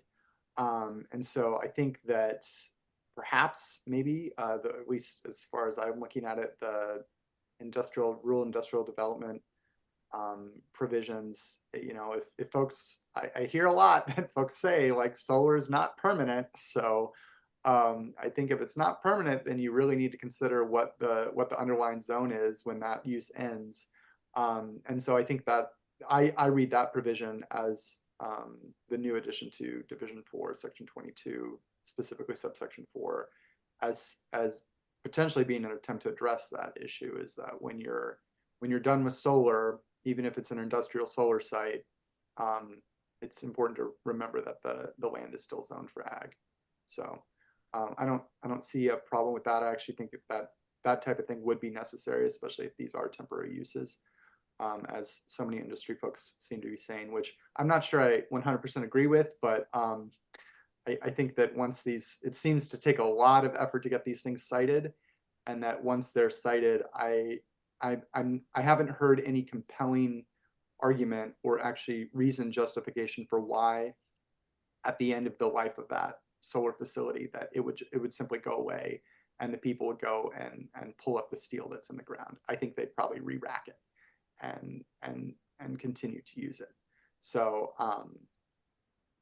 but I do think that particular provision in Division 4 is attempting to address that issue of what happens if the solar facility were to leave. So, and then in terms of the other things, guys, I'm really not seeing, I'm looking at the draft rack discussion agenda and packet on the website. And I'm not seeing these. I know, I think when John was talking about some of the Division 33 additions, that seems to me to be going back to the RAC meeting number 7 agenda or number 6 agenda packet. And I'm not seeing it anywhere in this current packet. So I think just for clarity, if we can all be on literally the same pages, and help reference. Yeah, so Andrew, on PDF page 11 of meeting packet number 7, it's 66625. And this is not redlined because it was included in a prior draft, but the changes to subsection J and K are different from the current regulations. So that's one area of change. And then on that page proceeding to PDF page 12 and 66633, I believe everything in section 2 through the end of 4, actually, I think that entire section is new regulation. And then on 66650 going on to PDF page 15, I think that subsection 4 is also new regulation. This was one thing I'd asked staff before our next meeting, is to produce a red line against the current regs instead of against the last version, so we can see what's actually being proposed to change the regulations instead of just what has changed between iterations of the draft. And then the following page, Andrew, on 16 and 23-190, there is a red line for subsection 2, and then it gets to 195. Hope that's helpful. Yeah, I would second that too. I think you guys really need to provide against the base regulations, especially because I'm not sure that decisions were made about what should be in or out with some of these provisions. So yeah, I'll second that. But thanks for that clarification. I'll try to track those. Yeah, and we can work on that. Sorry about that, guys. We should have provided that. Okay, Mark. And sorry, Jamie, one last go thing. ahead, Sorry, Max. Mark. Yeah. One last thing, Andrew, and then same goes for PDF page 31, where there are the new Eastern Oregon regs in subsection 45. There's a number of provisions in there that I think differ from current subsection 38, but they're not totally redlined in this version. So.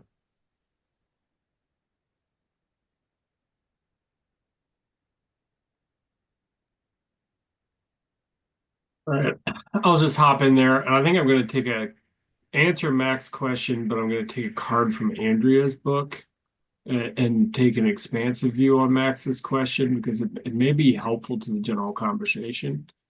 You know, we came into this with certain goals. Those goals were to do what we can to limit solar speculation, right? And the solar resource areas have that potential to assist with that. We came into this with trying to avoid concentrated impact from solar on certain ag communities. I think we might have gotten there, kind of thing, but I'm not so certain about that in terms of how will be handled in the rules. And then other than that, we're really trying to avoid the highest conflict areas, which I think we've done a pretty good job of defining in the ag world as being those irrigated lands. And then beyond that, provide a pathway outside of the normal exceptions process, which allows for development, but has a nebulous relationship to the impacts to ag economy, which I think we have those. Generally speaking, much of this rules development outside of those concerns are outside of my concerns. I think I'm with Andrea there in that, you know, there's a lot of things as an Oregonian I can say that make sense or don't make sense there. The only other thing that's really been brought up in discussion that I think is critical at this point in time is, I think, to what Laura's point and others, is about the opt-in, opt-out. I'm really concerned that you will get counties that formally on the books don't opt out, but also do not have or do not assign the resources to participate. Which is in many ways kind of a bigger failure when it comes to conflict avoidance. And that's my big concern with the opt-out language. I think it's a greater threat to program success long-term than it is beneficial to our interests in getting a low conflict and expedient, you know, siting process done.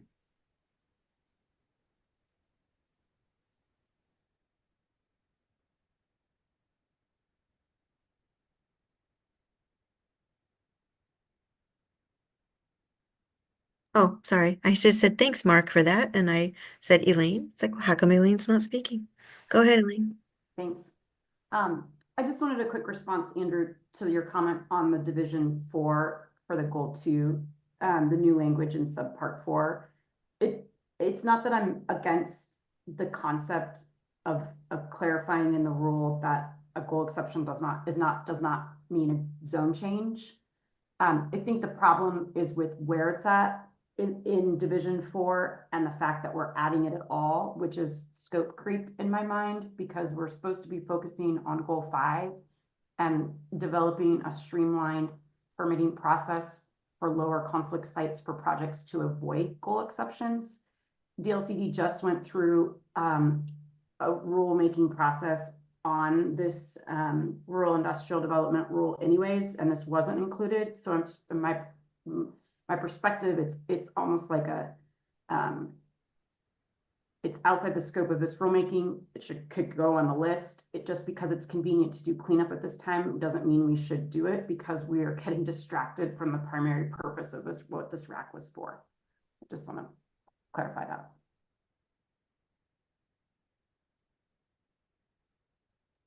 Thanks, Elaine. Any other questions for each other? And then I have a proposal for the first bucket. Damien?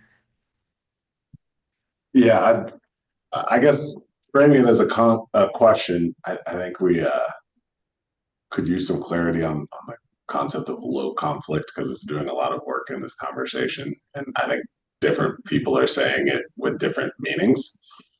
My understanding from having read, the House bill in charge and all that stuff, low conflict is what we're getting at in Section 7 exclusions right? Like all the air, it's a geographical thing. Like, is there a physical conflict between a proposed solar use and something else that relates to the land? But then there's this other concept of low conflict because, people don't like it when we have protracted land use proceedings that have opposition and, you know, lit foster litigation, foster bad community feelings and things like that. And those are two very separate things. One doesn't, avoiding the stuff on the land does not result in, a different proceeding and outcome. So I just want to kind of decouple those. I mean, I think as far as objectives, all these things are good objectives, but one does not flow from the other.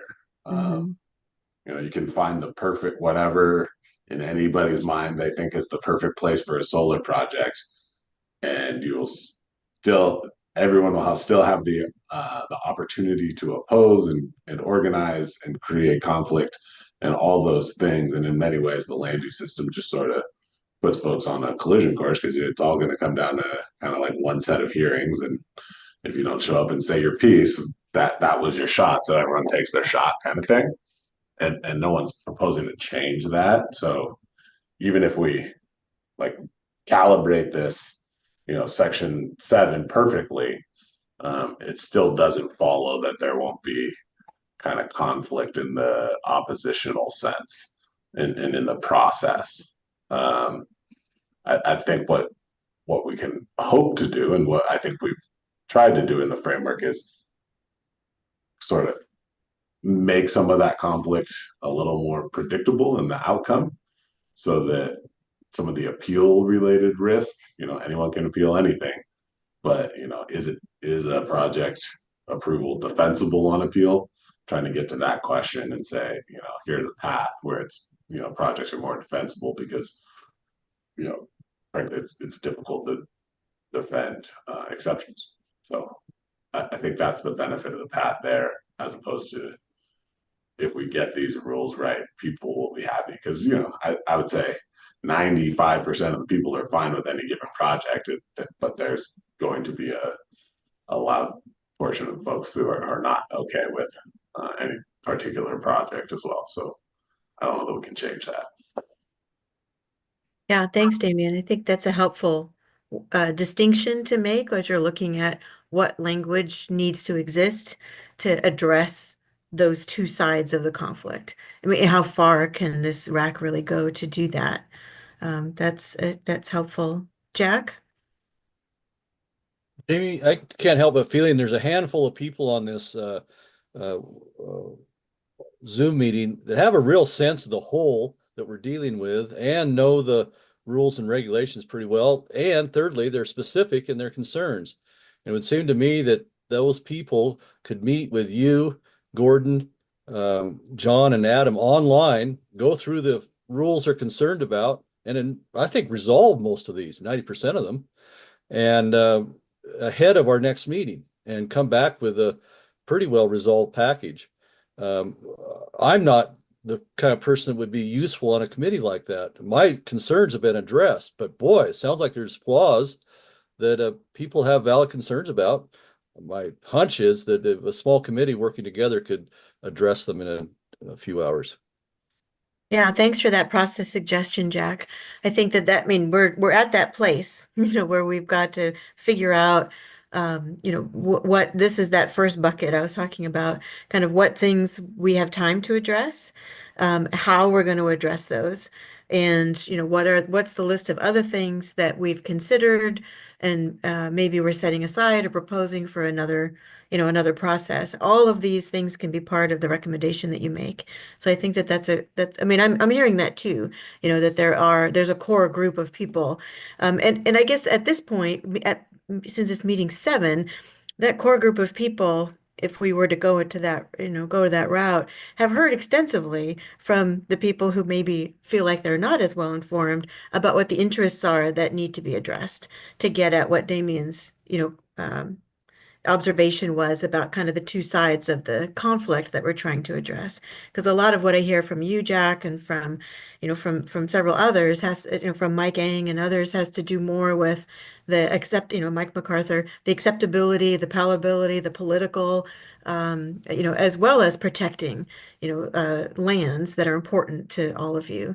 And what I'm hearing from Elaine and Damien and, a number of the folks in the development community, but also, folks like Mark Hudson and others, is that there are technicalities about, how we focus this language so that we can be successful, that other folks are like, that's I don't have an opinion on that.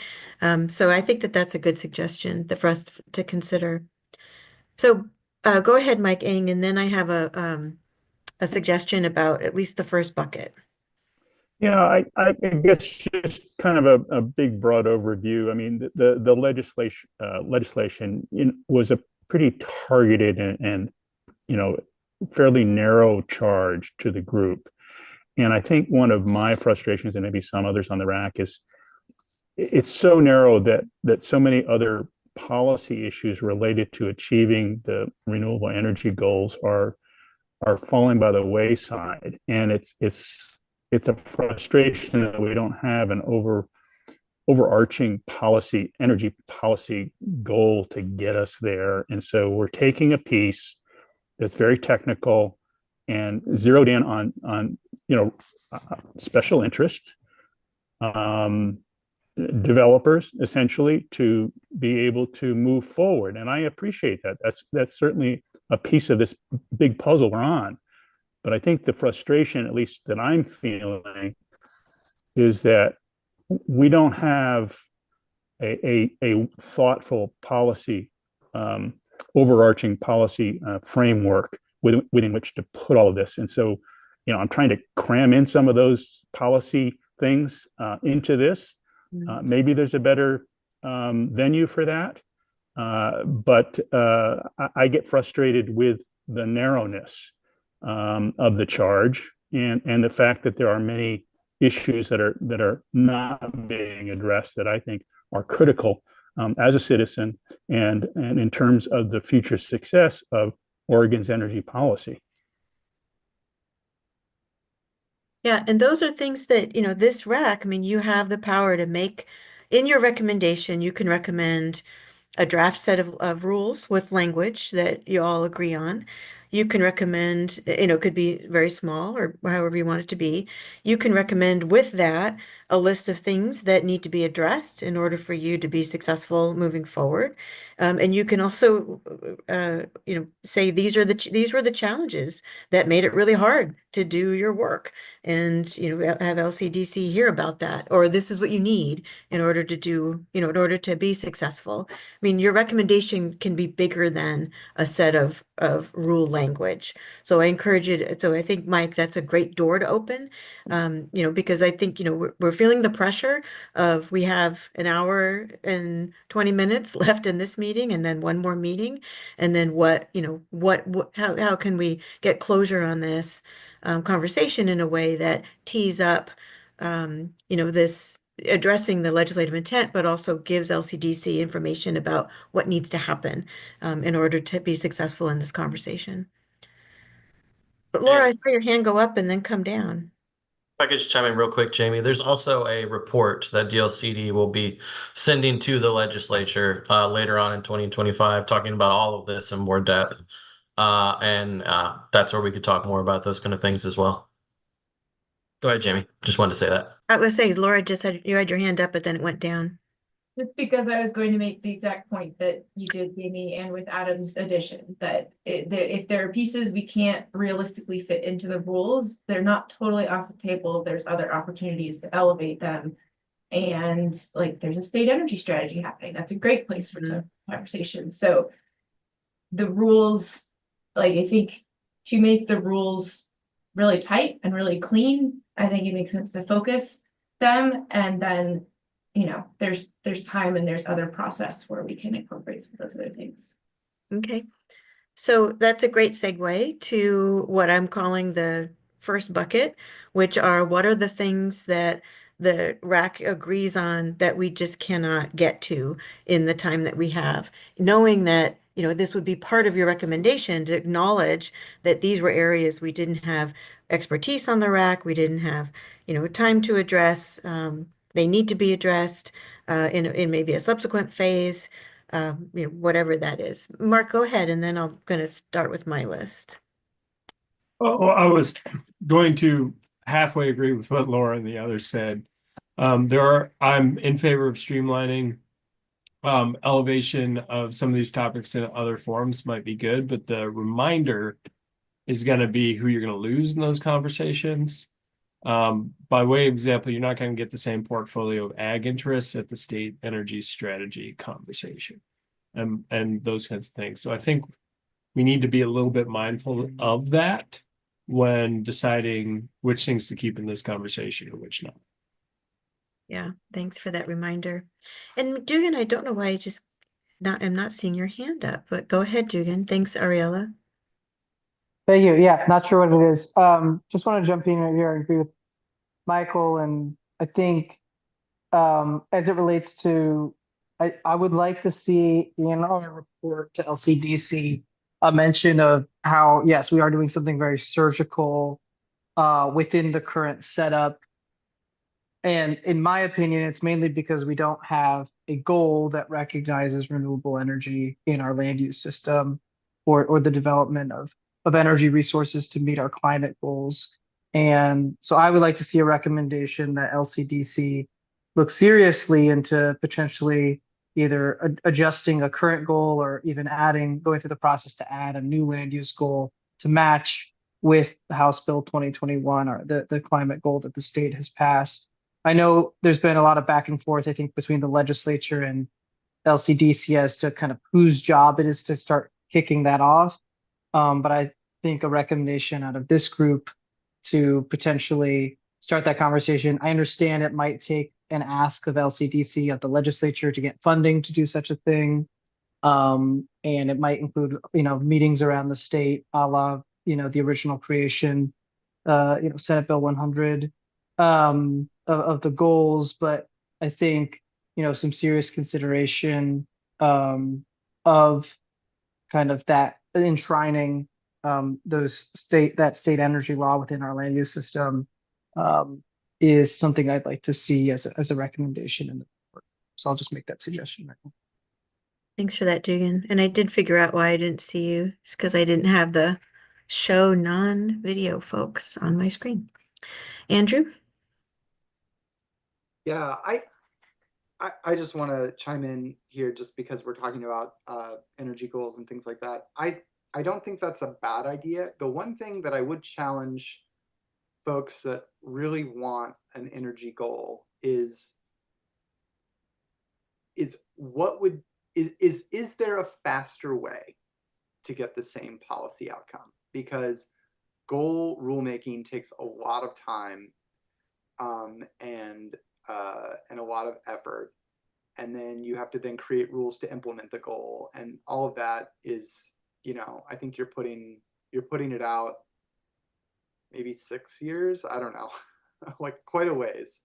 And so I think it's fine to recommend and talk about it, but I would really like to see a focused conversation. And I know that this is kind of getting beyond the scope of what we're doing, but see a focused conversation on like, what is the outcome that you want? And is there an easier way to get that, a more efficient way to get that?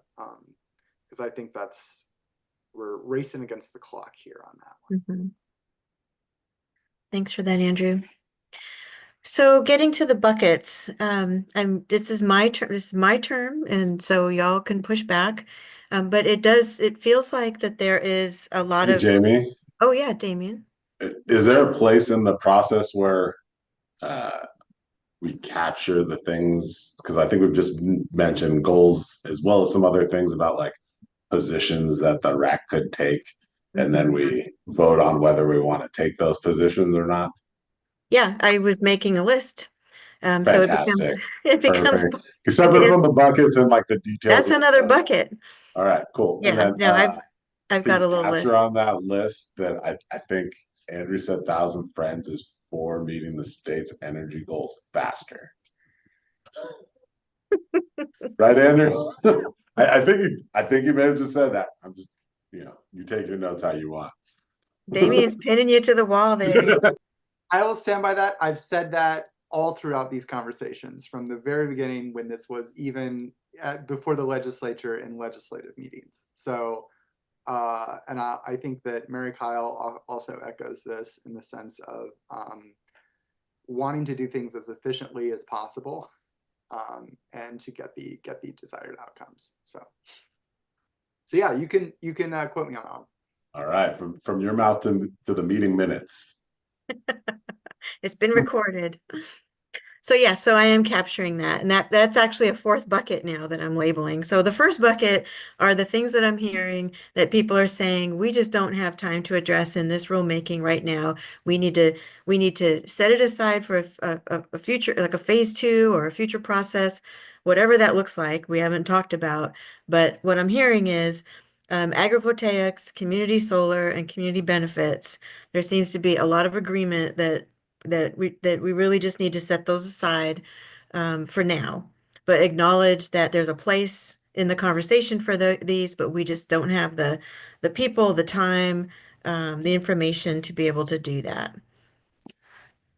So that would be bucket number 1. I'm a little on the fence about forestry. I've been hearing people saying a lot of concerns about we haven't had time to address. We don't have all the voices at the table. There's concerns about what's being proposed, but I don't know that that fits in the bucket of a next step or if that's work that can happen between now and, January to flesh that out. So I would look to forestry folks, or I need people to weigh in on that. Greg, and then Mark. I think, there I am. I think my primary concern is that we have not had all of the right voices in the room on forestry, and I can't answer the question of whether or not that's something that's solvable in the time frame that we have. We don't have, in my view, all the right people as voting members of the RAC to get a fulsome set of input on the forest sector. I have my own concerns about about what's in there right now from my perspective, representing my company and maybe companies that are in a similar situation. But I am not comfortable speaking on behalf of the entire forest industry, and I just don't think that we have that covered. So Greg, I'm going to push on you just a tad. So in your opinion, if you were to say something to LCDC about this, I mean, would you say that we need more time for that, or would you say that there's work that you and others could do to bring those voices in to work to get to a recommendation around language for forestry? Well, I'd have to defer to staff on whether or not we can bring the voices in. I mean, I think the voices exist. I don't know if they're interested in participating, but there certainly are representatives out there, and I'm not the only person with opinions or experience in the forest sector on the RAC, but I do think that there are some key folks that are missing, and so I would say it's really a question of whether or not we can bring those voices in the period of time to be able to that we have left to be able to address those issues. I think with the right group of people, we might be able to get to rules that would work. Okay, thanks, Greg. Mark? Yeah, I mean, formally forestry isn't my shtick, but we combined forestry with the ag meetings, and believe it or not, professionally, I have more forestry experience than ag. And at those meetings, I will say almost no one was making a forest preservation argument that actually aligned with the current goal 4 goals, right? When it was discussed about, hey, we need to protect these forests, it was in a carbon context. Right. And I think that was largely Andrew, to put Andrew back on the fence here. But in terms of comparing ag and forestry in terms of what we're trying to mitigate and preserve, the communities in Eastern Oregon are almost entirely outside of the Central Oregon region, ag-dependent economies, right? To the extent that they are forestry-dependent economies is highly subjective to very specific communities across Eastern Oregon where they either have the forestry resources or the mill access or what have you, right? That being said, things like wood volume tonnage don't make much sense to me as a metric. If the question at the end of the day that we're all asking ourselves is there a cost benefit to cutting down carbon sink forests and putting up decarbonizing solar farms, then that is actually a pretty straightforward mathematical formula that we just need to ask somebody who's good at carbon accounting to do. Because we know what the megawatt production on a per acre basis is going to be and how much that's going to replace in carbon generating infrastructure. So, I know we were trying to kind of base those in the wood volume expectations that exist in the Goal 4 rules right now. But I think a lot of what we've been fighting against with the forestry issue is that those are based on a forestry and timber industry that's often not there anymore in a lot of these communities. And I think that's what we need to be cognizant of. And if that's not something that comes through the staff recommendation, that is something I think should be an open proposal to the DLCD board as a result of that. Thanks for that, And Mark. let me just say that Mark got it absolutely right. I agree with that completely. What he just said about the distinction between the ag and the forestry sectors and the dependence of these communities on those two. It's one of the comments that I've made all along, and one of the reasons why I find treating forestry similar to ag to be a disconnect, because the role of forestry in these communities has changed dramatically since a lot of these rules were first put in place. Thanks for that, guys. Max? Yeah, and I'll just tack on here that's my specific concern in the language in Division 6, 25, and 33 is that the RAC hasn't gone through that language, and that language is a copy paste from the standards that apply to solar on farmland.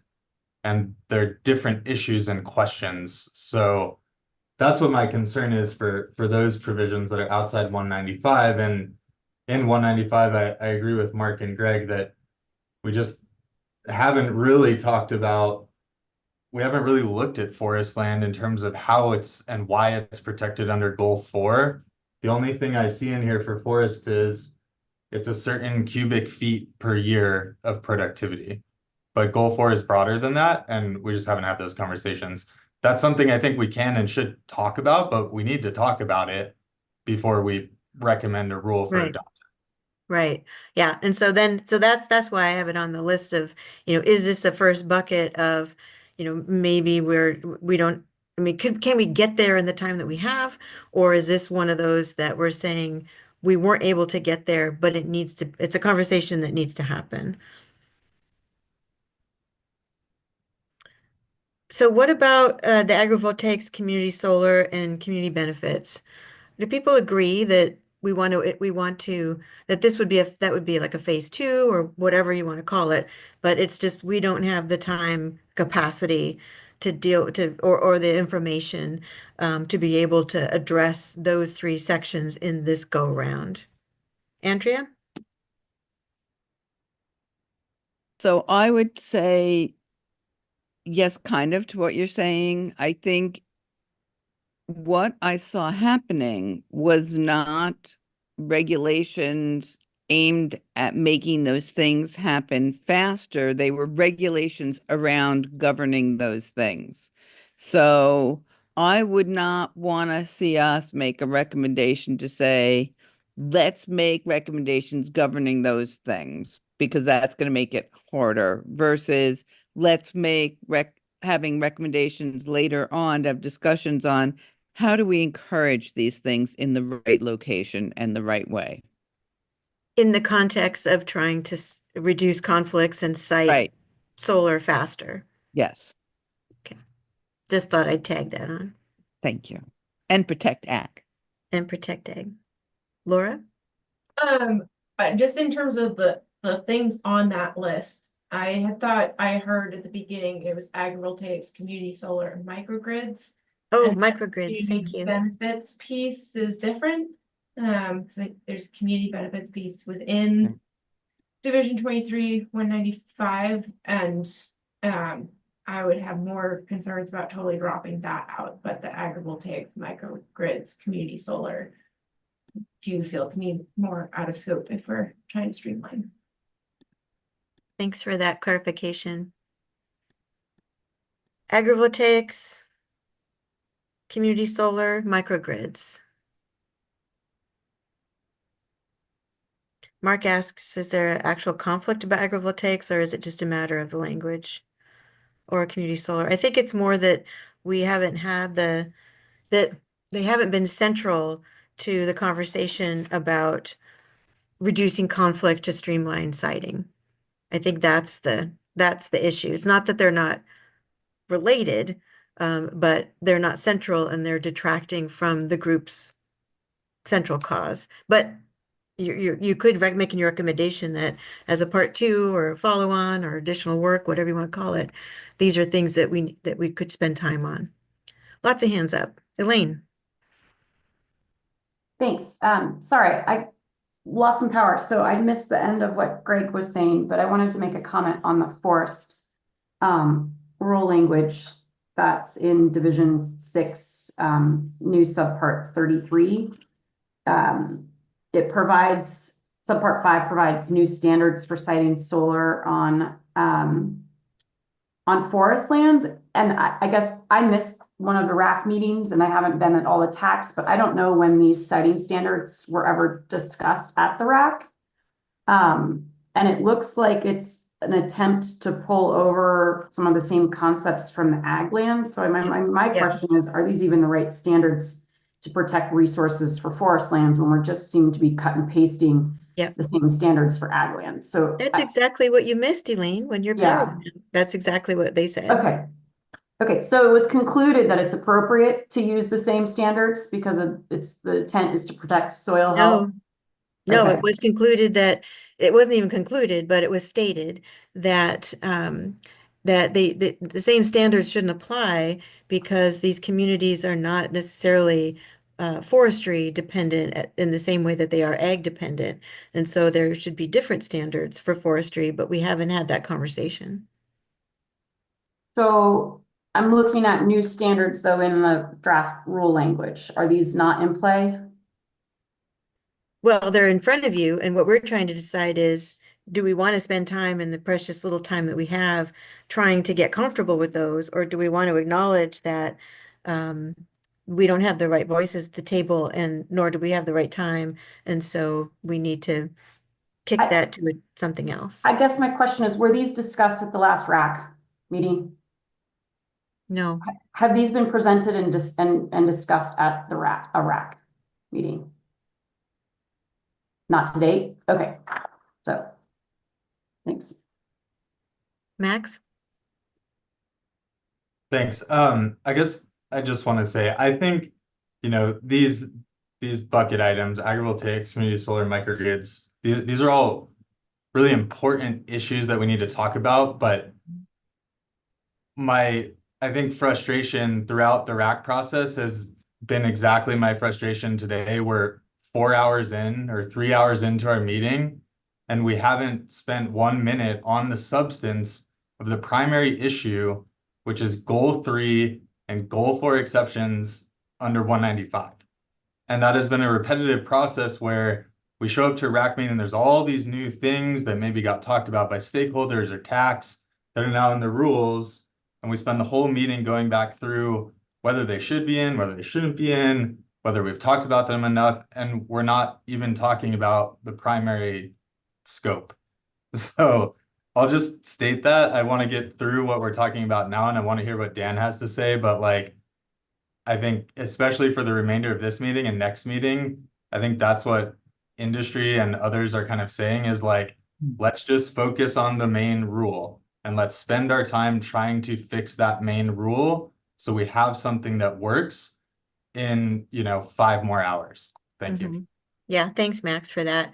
And Jack's suggestion is still on the table about a subset of knowledgeable people of the RAC actually working through some of the technicalities and bringing a recommendation back. So, Dan? I have no problem with dropping those issues if it makes the process more efficient. So agrivoltaics, community benefits, microgrids. But I will just observe, it's not like this is new and not coming. There are communities in Central and Eastern Oregon today who are looking at and have financed microgrids and agrivoltaics. I think I hear from lots of farmers who say, I want to do it. How do I do it? But I don't have any objection. I think it's important to make this more efficient and streamlined. So no objection. Okay. So it sounds like then people are comfortable with not moving forward with much more conversation about those topics right now in a separate conversation. Thank you, Elaine. So moving on to the second bucket, which is what Max is talking about. So you all identified a number of areas where you want more discussion, and that you could move the needle on the language that you have in front of you. Those topics that I've identified, sort of the big ones, were opt-in, opt-out, the quality, quantity, location. There's still a lot of people who are talking about a map, focusing on areas of least conflict, the FSEC coordination piece, legal review, which I don't know that we need to talk about here, but it just needs to be done. And let's see. Those were some of the big ones that I heard a lot of people talk about in terms of where we need to spend our time to refine some language. Andrea? Yeah, I think where I've heard a lot of the focus is on what are the details of what defines, like what are the categories of what's in and what's out of what defines least conflict. I think that's come up specifically, the things like distance, the things that aren't farm or forest or wildlife.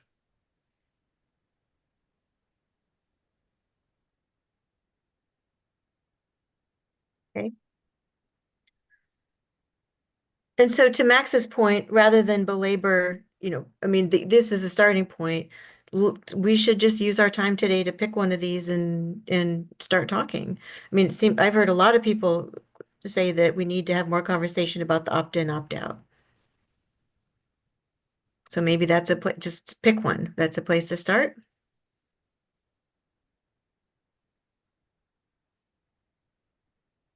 All right, Andrew? I guess I'll just say, I think in terms of the opt-in, opt-out, from my perspective, I like the idea of counties being able to simply opt out if that's possible by a referendum or something. I think that can work. And I think it would be simpler. From my perspective, at least from what I'm hearing from industry folks, is that they want a pathway. And if there's not something that at least provides them that pathway in a clear, straightforward manner, then this RAC will not have achieved one of the things that it set out to achieve. So I think that is potentially a workable solution. And from my perspective, it just seems like, maybe touching upon something Damien said earlier, was ensuring that is a legally viable option. I think it is, but just so that the agency itself has vetted that and been able to come forward with a position that, yes, this will work, and this is how we think it fits within the existing land use framework. So I'll just say that. Yeah, and that's, consistent with you were a signer of that letter, I think. Yes. where a number of you were proposing uh, to support the approach where counties only need to act to opt out, Yes, yeah. ensuring keeping volunteer. Okay. Elaine, so thoughts on this? Yeah, can we just talk through the example or the language that's in play to see where we think we can go on this? Or are we still talking about the concepts of who supports opt-in versus who No, supports? I think we should focus on the language. I think you're exactly right. Okay, well, there was, DLCD had circulated the example of possible mandatory approach. And it had some dates and timelines for how this might work. And I guess maybe we could, if it would be helpful to hear from staff about how they think that would work if, so if LCDC adopts the rules, it seems like it's being contemplated that the effective date of the rules would be delayed in order to give counties time to opt out. And I think a question is that concept work for folks? And if so, how much time do counties need? I'm bringing that up. Yeah, so it'd be great to hear from Brandon if Brandon is here. And then also Adam or John or Gordon, can somebody remind us all where to find this language so we can just go right to it in the draft, in the packet that we have?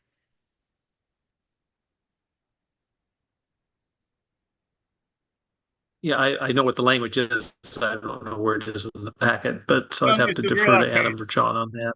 John? It should be the very last page or two of the rule language that's attached.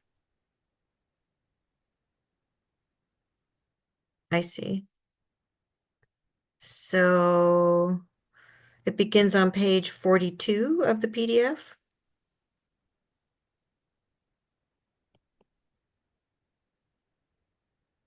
Is that right, John? 42. Yeah, it looks like it is, yes. And there's, well, I saw two sets of language, so I'll go to the PDF, never mind. All right, so let's hear from Mike. And then I'm hoping Brandon's still on because this was something that Brandon talked about. Yeah, he's right behind me, but I can't speak for county commissioners. Unfortunately, Commissioner Williams isn't here. But I want to caution about opt-out, opt-in, particularly opt-out. For county commissioners, if I can channel them a little bit, it smacks of Band-Aid, frankly. And as you know, in the Constitution, we have prevented the state from mandating counties to do certain things. So I'd be careful of that. And I think it would go more smoothly if it was opt-in. But I'll defer to actual county commissioners or ones with well-worn county commissioners hats like Mr. Bennett.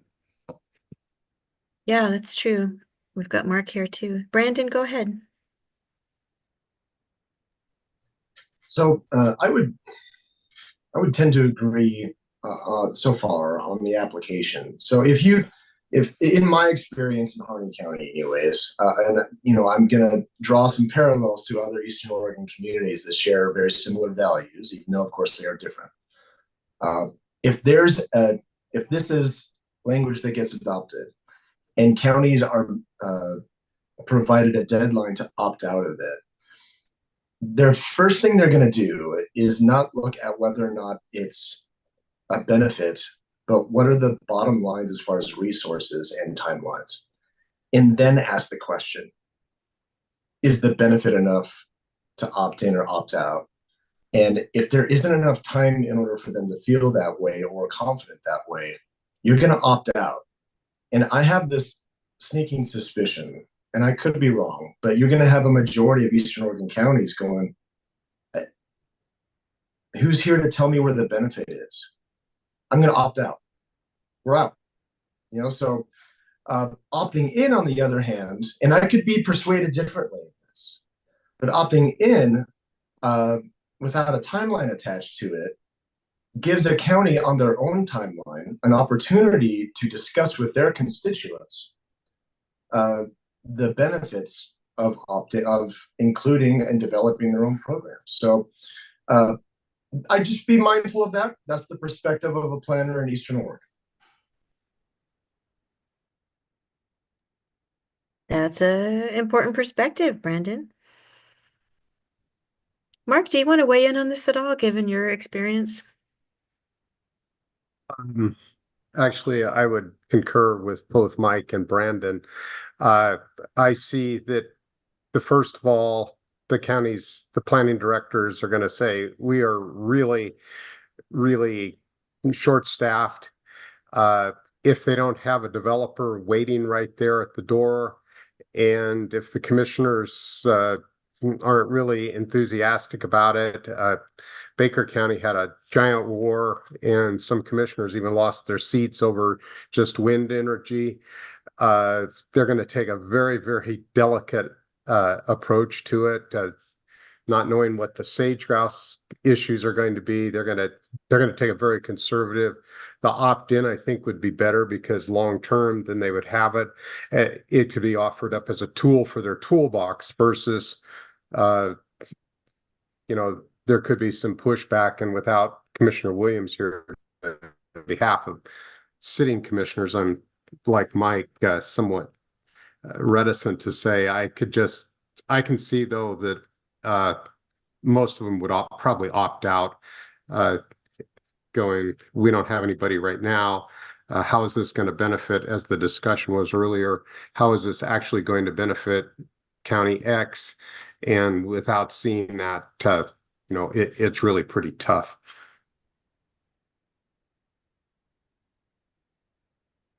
Max?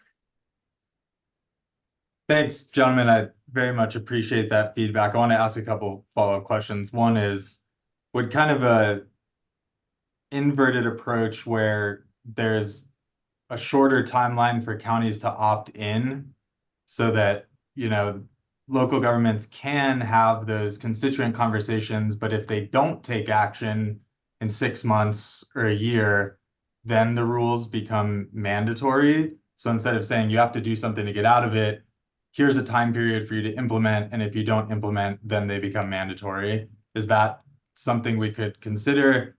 And then part two, is there any value in looking at the opt-in versus opt-out approach for site-specific applications versus resource areas? Is it better to give counties time to do that holistic resource area review, but make if there's a site-specific application that should be considered? Those are just some questions. Laura, is it all right if I wait on you so that Brandon can answer Max's question? I just add another question to the list, which is, I think the way I haven't had a chance to totally digest the new language, but I feel like a couple meetings ago, the process to opt in seemed pretty intensive. And so I think part of the thinking that we had in terms of making the default to opt in, to be opted in automatically, was to relieve some of that burden, but still have an easy way to opt out. And so I guess I just want to check that assumption of what's the level of burden that counties anticipate of being sort of automatically opted in. And maybe that's different for the site versus the area consideration. Because I think we want to be sensitive to what's the level of effort required and trying to minimize the level of effort to see a change that's beneficial to the outcomes for the RAC. All right, Brandon.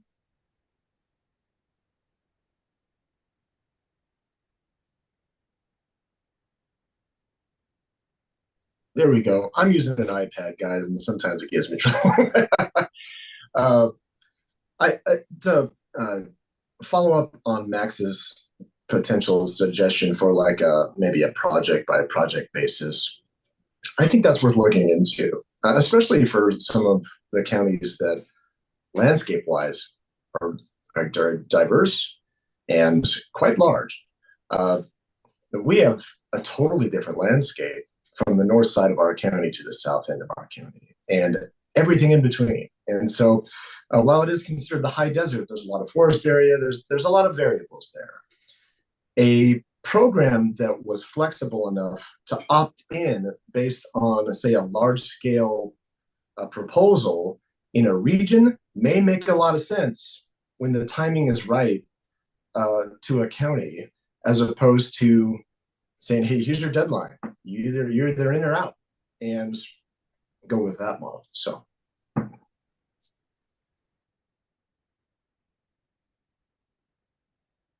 other part of the question was Laura's, which is, I think what folks who were proposing the lesson burden and staff in recognizing staff time and those kinds of things. I mean, did you have anything more to add up to that, Brandon?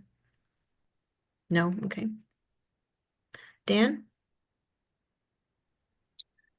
I was just wondering if there's any role for DLCD, say, to provide technical assistance to the counties in this process. I think I saw that mentioned somewhere, and I say this fully recognizing that there's a budgetary issue there, but maybe that's part of the recommendation from the RAC to the legislature.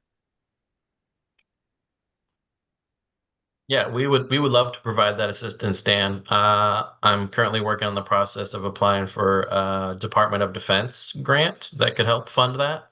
But if you guys want to recommend to the legislature, we would love that support.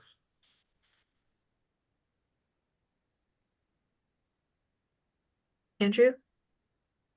I think one thing that might be, I totally understand. Oh, apologies. Brandon's point about kind of what is realistically a county would do if they said you have a deadline by which to opt out of this, and that it's probably just going to be a gut reaction of like, let's opt out because we don't have the resources to deal with this.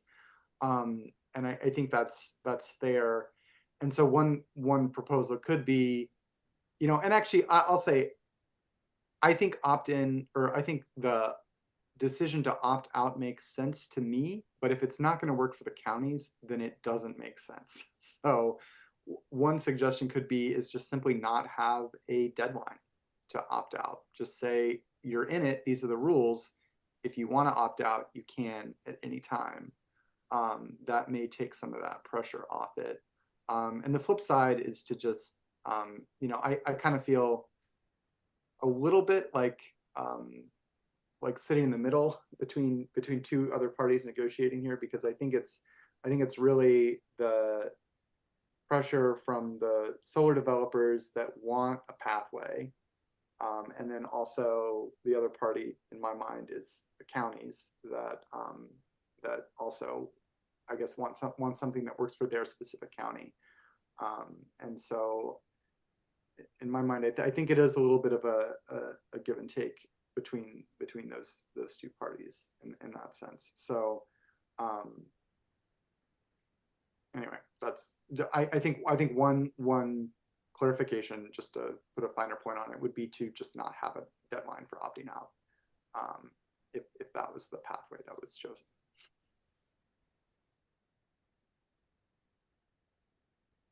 So to your point, Andrew, I mean, in looking at, Max and Elaine and Damien and Dugan and others on the development side, and our county resources that we have here with, with Mike and Brandon and Mark.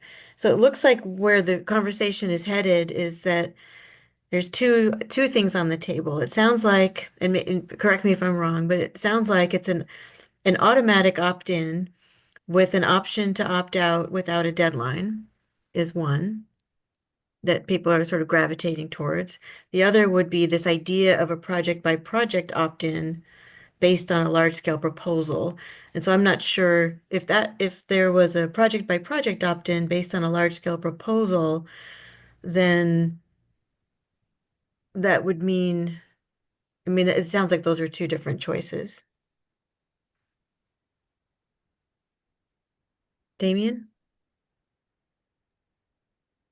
Yeah, I think, my perspective is whether this is opt out or opt in, the discussions that follow at the county level, kind of like the industry is going to be at. Solar industry is going to be asked to kind of carry the water of, you know, why it's a good idea to, if we're in kind of an opt-out scenario, why it's a good idea not to do that and see how this plays out, versus if we're in an opt-in scenario, you know, needing to show up and explain why this is a good policy for the particular county, because we're asking somebody to adopt a very specific thing. And, you know, if we're in that opt-in scenario, that puts more, I think, pressure on like getting the policy right. Because, you know, again, not to circle us back to the first couple hours, but like if a county commissioner asked me like, why is this a great thing for your county, or how does this impact your county, like our current thing, I don't know the answer to any of that. But you would know the answer to that in potentially in a project by project. Maybe. Maybe. I mean, how? Doubt it. Like, well, I meant just it might be more clear to the county in terms of what the benefit or the challenges might be if they're faced with something right in front of them. Yeah, I mean, the substance of the rule that we've written is kind of like, let's just try it. We're throwing a bunch of stuff. We don't know how it comes together. Like, and then if it may or may not work. And then if now we're trying to figure out, will counties actually, volunteer, choose to say, yes, we want to do this. We're now getting further and further away from anything that seems like a real path for a project. So, putting the lowest bar in front of counties so they have an opportunity to say, like, we want to dedicate no resources to this and we'll see how it works. I think that's good, because opting out, that's really just a precursor to getting to where we are in an opt-in place, right? So if every county has the reaction that Brandon just mentioned, and and they might, I don't know the psychology of it all, right? If they just opt out, then it's on the industry to say, hey, here's how opt-in would work really well. Mm-hmm. Let's make a subsequent decision and to back the policy. But like, why would we not give all the counties an opportunity to simply go along and through this process and see if it works, if they are inclined to do so, without expending a whole bunch of money to do a post-acknowledgement plan amendment and all that type of stuff. Yeah, and I think that's what Brandon was suggesting, is an opt-in without a timeline that gives the counties opportunities to work with their community about what the benefits might be, kind of figure that out more for themselves. And So that's not what I said. No, right? So, I didn't say it's what you said. Okay. I said that's what Brandon said. No, but if we just do an opt-out and the worst case scenario that was outlined, if all the counties opt out, then we are in the opt-in scenario that you're proposing. Does that track? Jamie, like, I agree with that, Damien. yeah, right. Like, so it's just, do we give counties an opportunity to, not do an administrative process and utilize these rules if they think that's a good plan? Or do we require administrative process as the price of entry? And if everyone opts out, then it's incumbent then on the industry to get whomever through whatever that process is that involves whatever number of stakeholders and close held discussions and public hearings and whatever it is, to get some folks to opt in. And it may not get traction, it might, but why start there? Let's hear from DLCD looked at any of the economic consequences to the counties to actually adopt a program, a Goal 5 program under the resource areas? Have we estimated the cost associated with that type of program?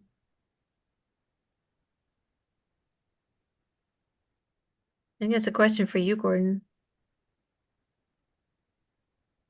We've stated that there would be costs in the fiscal impact statement, but they are not determinable at this point. So no, we have not done a more detailed quantification of the costs of the county to adopt the program.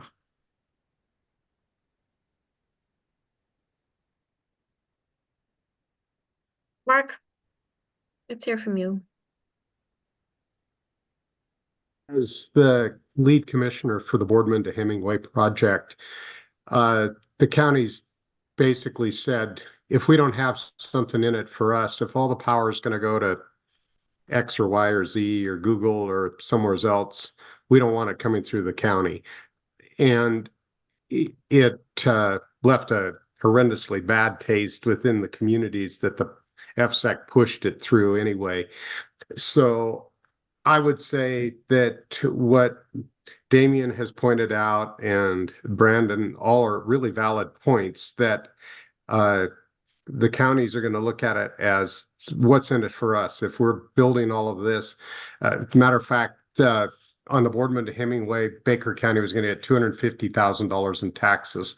They said for what we're getting and the eyesore, in their words, it isn't worth it. Not that it really mattered.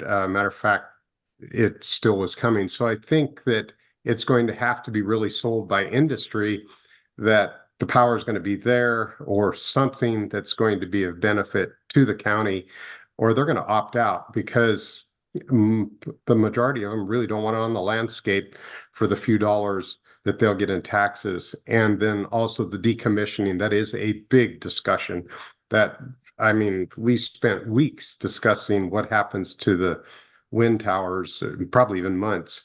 So all of those pieces just come into play. And there's a number of the counties. I mean, it varies between Harney County, Baker County, Malheur County as the attitudes. But I can see that if you try and ram it down the throat, it's going to be a tough one. Mike? I just wanted to point out, you talked about, Jamie, large-scale developments subject to these rules. Those, of course, would go to FSEC. So Right, these right, not necessarily apply. right. That's true. Andrea? Yeah, I just wanted to talk against doing on a project basis, because if a project is proposed and then a county opts in, the view can be they're trying to circumvent the public process. Because if a project is proposed, there's going to be, people opposed to it. And I think that's a much more difficult political situation for the county to be in.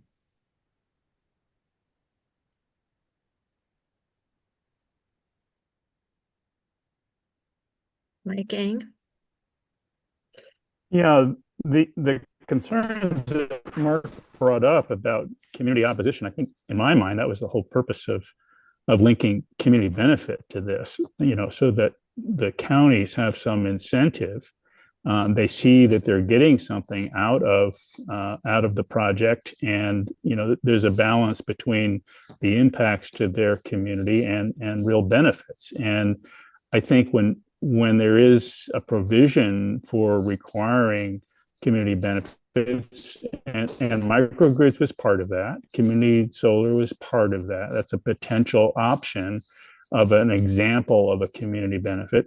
Then it seems to me that creates more opportunities for that county to craft something that is important to them, some benefits to them, and they're willing to make that trade-off.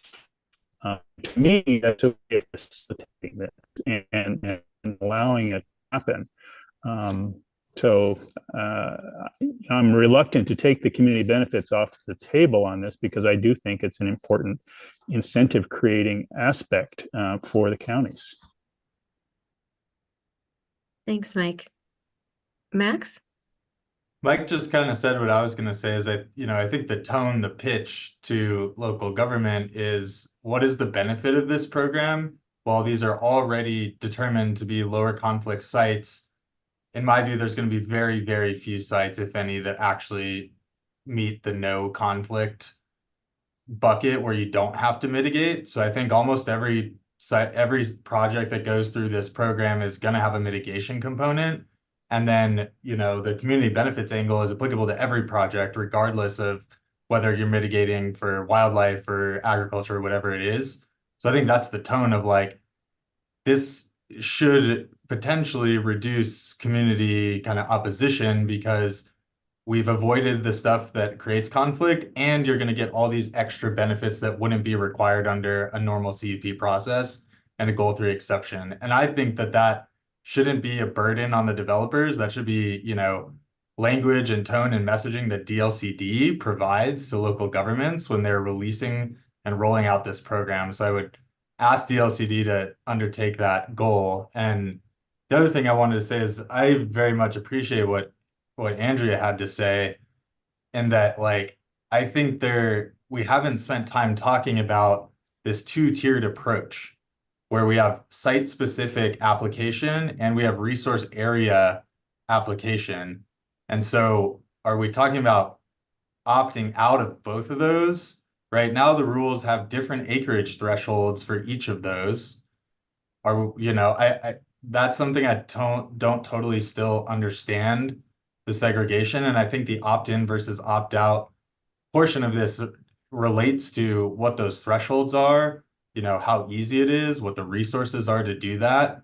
In my mind, if we, you know, and Brandon, kind of what I was saying is like, if we were to do an opt-out for site-specific applications, while the rules have a lower threshold for what can comply with that, versus an opt-in for resource areas, the rules have a higher threshold for that program. So to me, that there is a kind of logical dichotomy there, but I want to hear from other folks on that issue because, like Andrea said, that, you know, that I think there may be a perspective that allowing opt-out for site-specific looks like you're going around the bigger inventory program, the bigger community kind of investment angle to this. So.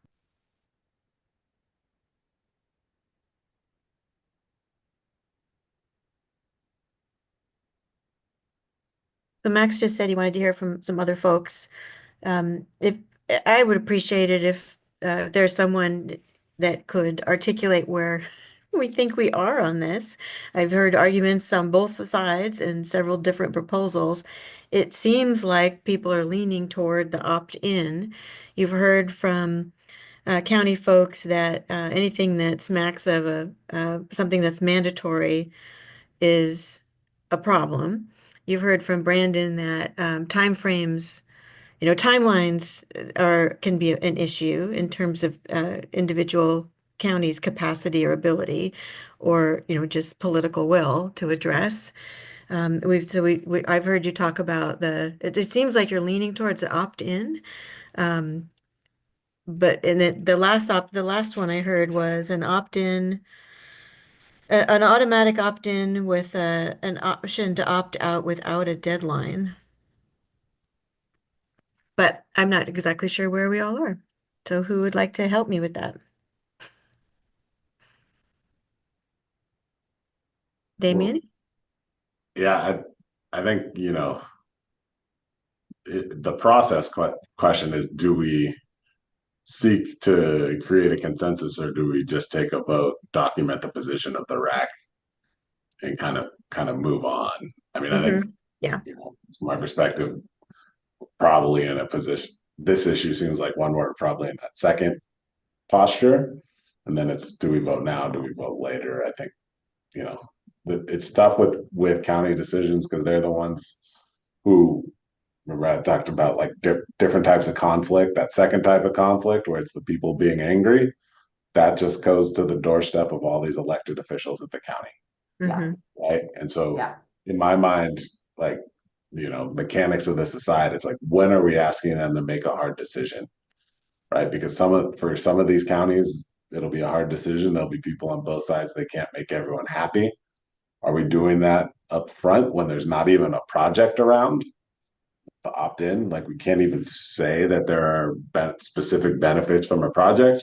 Are we trying to say, county commissioner, you're going to piss off half your constituents on this. Please make a pro solar decision in a vacuum. That doesn't seem like a successful approach.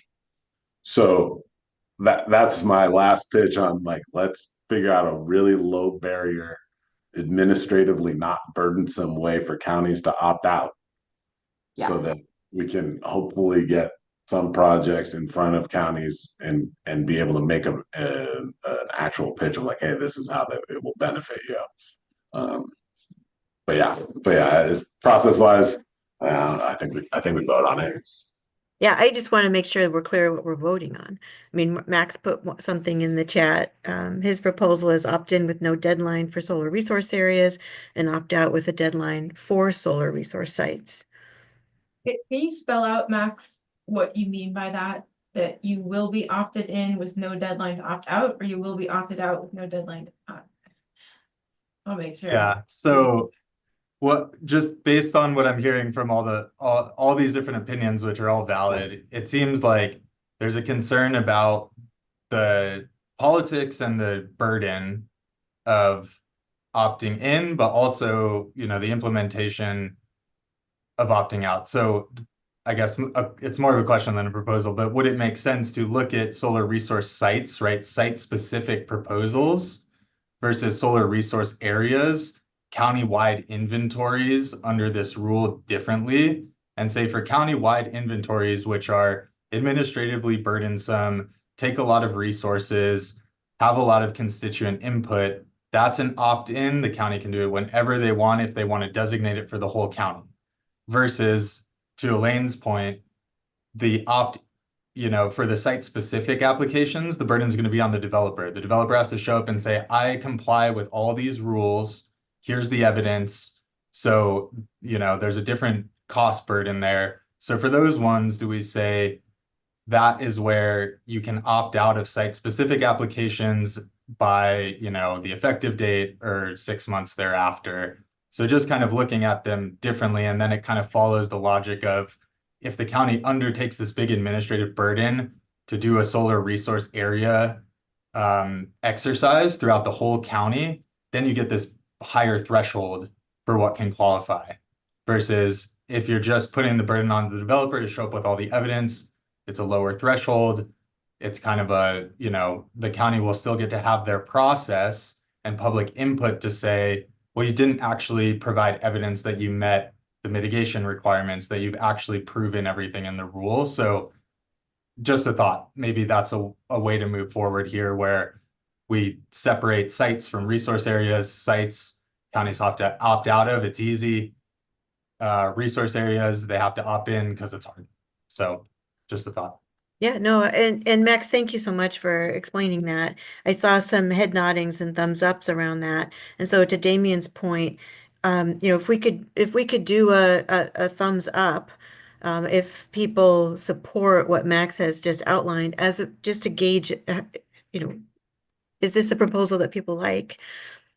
If you support that, just put your thumb up so we could get a sense of where we are, more of a temperature check. And they go away kind of quick. So if you could put your thumbs up again, I don't know why they time out. That way we can do a quick look and see. It looks, I know, they just go away.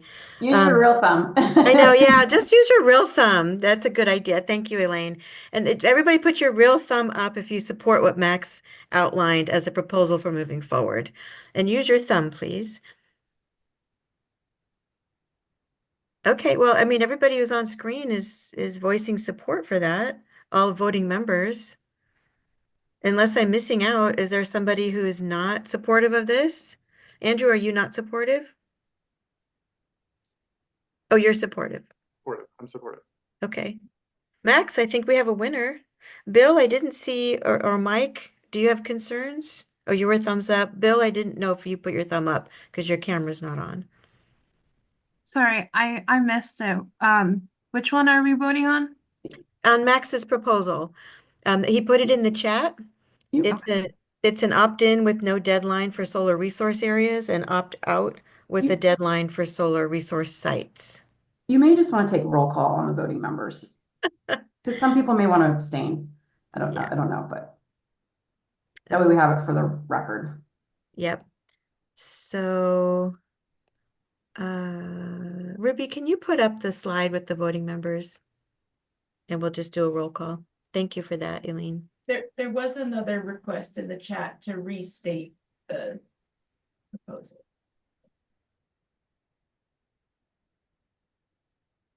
Okay, so for the record, the proposal is counties will need to opt in whenever they want to adopt solar resource areas programmatic reviews under Division 195. Conversely, for an applicant to apply for a solar resource site under Division 195, it would be an opt-out on a time certain, whatever the RAC recommends that is, whether that's as of the effective date or a certain period thereafter. So a county has to opt in whenever they're ready to designate resource areas throughout the whole county, and they have to opt out by a certain period of time to not accept site-specific applications that comply with the rule. Is that, hopefully that's clear. Jamie, you can just have us write, the voting members write yes, no, abstain in the chat, and then you also have a written record. Yeah, that's true. Thanks, Andrea. But let's practice this roll call voting because we got to get to votes on things anyway. So let's just do it. So Counselor Anderson, are you still with us? He emailed John and I a little bit ago saying he had to step out. He may not be back yet. Okay. Ani, I'm abstaining. Andrea, Yes. Andrew, Yes. Ken,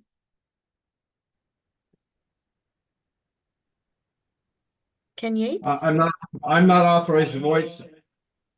Okay. I'm not authorized to vote, so I'll abstain at this time. Thank you. Bill, Abstain. Brandon, Yes. Damian, Yes. Dan, Yes. Dugan, Yes. Elaine, Yes. Emily, Yes. Greg, Yes. Jack, Yes. Kim. Kim, are you still with us? Kim also had to step out. She messaged Okay. me about it. Thank you. Laura, Yes. Mark. Oh, Mark left. Max, Yes. Mike, Eng, Yes. Yes. Mike, Tody, Yes. Mike MacArthur. Support. Was that a yes? Yes. Okay, great. Nicole. I didn't know if Nicole was here today.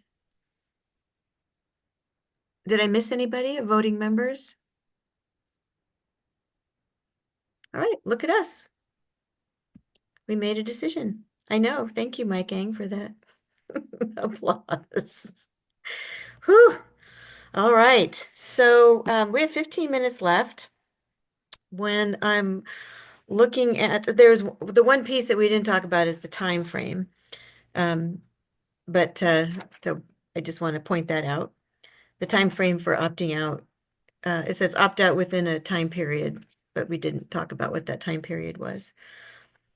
So, but looking at other items on our list of things that we need to discuss. So there's the FSEC, how it works with FSEC. I don't know, is that a simple question or do we need, what do we need to do with that? Do we need to bring somebody in? Andrew, do you have something before we move there? Well, I was just going to say, I'm not sure the FSEC question is a simple one. Yeah. I think in the interest of attempting to get to some of the substantive issues that I think we need to hammer out would be to talk about a map, or at least mapping out some of the criteria. And I think this relates to something that Andrea just put in the chat about the distance to transmission lines. Is I would really like to see some of these criteria, the ones that can be mapped out on the landscape so that everyone has a sense of what land is at stake and how much acreage could be potentially available to solar folks. And then we can have a discussion about it, in terms of, I think solar developers coming and saying, actually, this is very little land because here, here, and here are all the things that aren't going to work for us within this area, this mapped area. Or I just think it provides everyone a baseline for the conversation so that we know what we're talking about and where we can compromise or push or be creative and change. And so I would just propose that one of the things that might be helpful would be putting out these transmission line distances on a map and figuring out how much acreage that is, and then starting to exclude things that we all know, I think in the proposed rule are no-go areas that were listed out, such as sage grouse and other things like that. And then the other thing that I would propose is to have maps of that are not necessarily the criteria that's in the rules right now, but potential areas that could change, right? So I think one of those, maybe if we're talking about 2 miles from a certain KV line, what if that were 10, or what if that were 15? Just to throw that out there, or what if it were 20? To give people a sense of what the scope of this is and what is possible under these criteria. And then I think the other, yeah, and that's what I'd propose, because I think we need something to better ground this conversation. So Andrew, in order to help develop that map, for grounding the conversation, I mean, Andrea put in the chat about voting on distance to transmission lines. Yeah. And so what information would be helpful for the RAC in terms of criteria around, I mean, you mentioned some, you said, I mean, you mentioned some criteria already. I would throw out a couple. I think, like, for example, right now we just talk about high value farmland, and we've included a definition that's includes a lot of different characteristics. If that, I'm not opposed to seeing a map that maps some of those characteristics out, at least the mappable ones, and being able to say, you know what, maybe that characteristic isn't going to work for here because its distribution on the landscape is really odd. And so we need to figure out how to address that. I don't know. I mean, I know, at least I think I know from conversations with folks that, the AVA designation out in Eastern Oregon can be a real headache for people because it designates land as high value farmland. But I think that in the reality, a lot of that land is not being, or at least some of the land is not being used and never going to be used for wine growing. Because it doesn't have water. So just seeing how those things play out, and being able to then look at that and strike things off or add things or change things, I think would be very helpful. Gordon, Greg, I see your hand up, but Gordon, I'm wondering if you had something specific to address Andrew's proposal. What Andrew's talking about, we've been kind of banging our head against the mapping issue because so many of these things are not very mappable. A lot of the things about, it's not easy information about irrigation districts and such. The wildlife habitat mapping is extremely amorphous, and it's just we've done our best to try to get maps that are reliable and usable, and it's so often site specific and issues that we don't have good data for at this point, that it's been a real problem for us through this whole process. I just wanted to point that out. Yeah, and I certainly recognize that, and I would not be proposing to map some of the wildlife habitat stuff, because I think that's the way I see it, is that seems to be an issue across all solar siting, whether you're going through this process or a different process.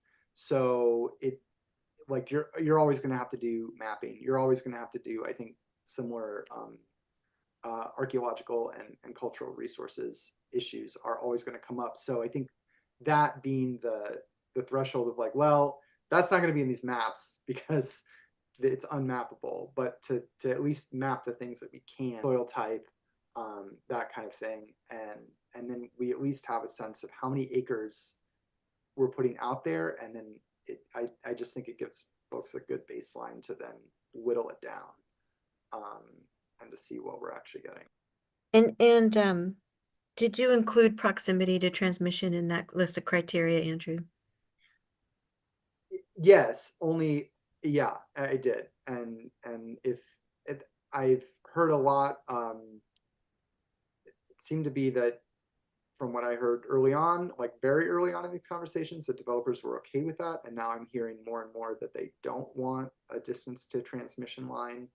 Um, it, I just think that, I guess for me, it seems like developers are saying whatever's economic to get developed will probably get developed. And that could be a variety of distances from transmission lines. But I still think that there is some sort of limit that makes sense, at least to put in there, because and even if I think just to give people who are not developers certainty about where this is, likely. And I think that's an important function of the law, to give people clarity who may not have that inside information from the developer's perspective. Yeah, was my next question, is just to clarify the what the map, how the map helps. And I think, what we heard in the previous conversation about the opt-in, opt-out is certainly, it could be helpful for the county conversations around, what's likely. So, Greg, go ahead. I wanted to say I think maps are very useful tools. They also can create a lot of problems if they're presented in the wrong way or not done appropriately. And I would caution us to figure out what it is that we want mapped before we launch the mapping process. It's time intensive, I know that, and takes a lot of resources. And a good example is this transmission question. If we're not going to have distance to transmission, then we should decide that first before we launch on mapping that out. I am a no on the transmission distance piece for a couple of different reasons, and when we get to that, I can explain why. But I do think that we probably should go through the list of criteria that we think are that we want to vote on or discuss individually before we start launching on mapping. But I think maps can be very useful tools for certain. They are snapshots in time, though, and that's the other thing about this that's, I think, important to keep in mind, is that that this is a dynamic process and it's going to change over time. A lot of these criteria may differ over time, and so we have to keep in mind that maps made today may not reflect future conditions. Yeah, and we've had a lot of conversations about maps or no maps and all the problems with maps. And so what I would suggest, we have 5 minutes left in our meeting. So I have two suggestions, and Max, I see your hand.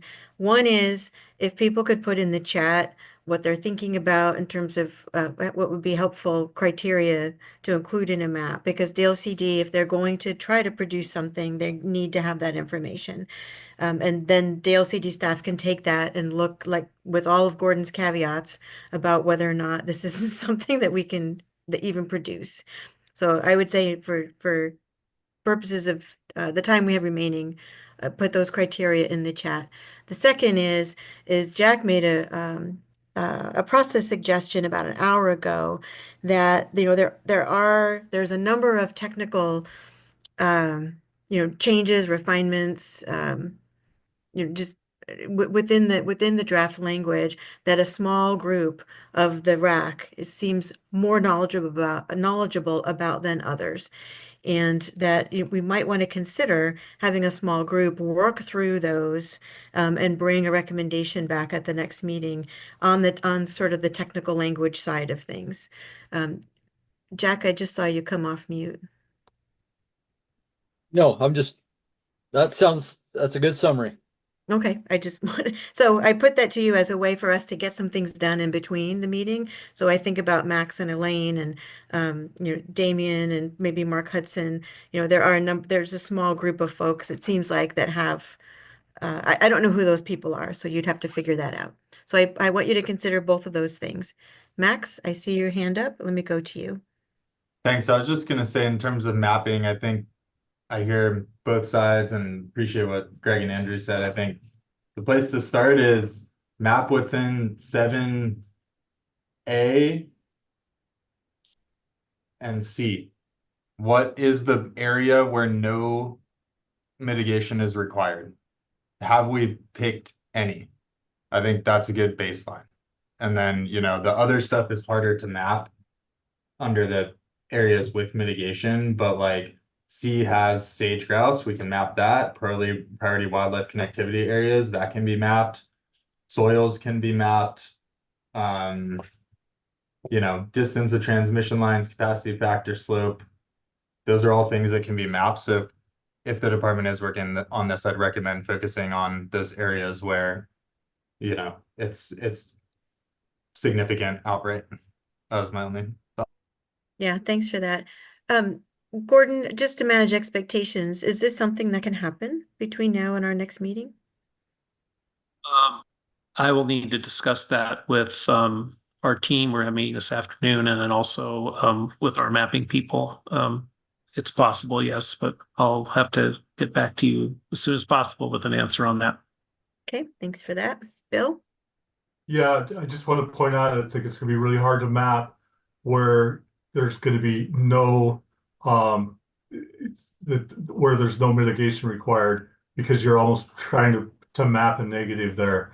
And that's been the issue that we've talked about from day one on mapping, is that you need the data and it's site specific, and much of that data does not exist.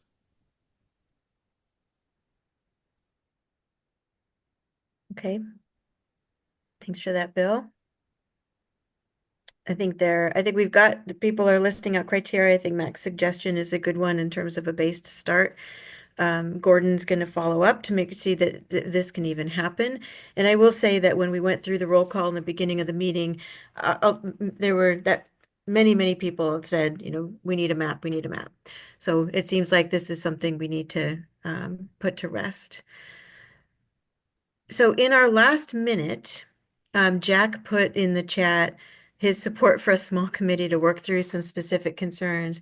This goes to that third bucket that I talked about, so there are a number of things that a few folks have gone through in great detail because they have a lot of knowledge about how this will work and about consistency with other rules and so it seems like that's a small subset of people to go through, not necessarily on the policy side. I think we know what those are. I mean, we've been putting these on in the chat, the things that we need the whole rack to weigh in on. There's a number of those here. We haven't talked about mitigation. Yeah, the list of things, settling out on the UGB language, the threshold for historic, cultural, and archaeological resources.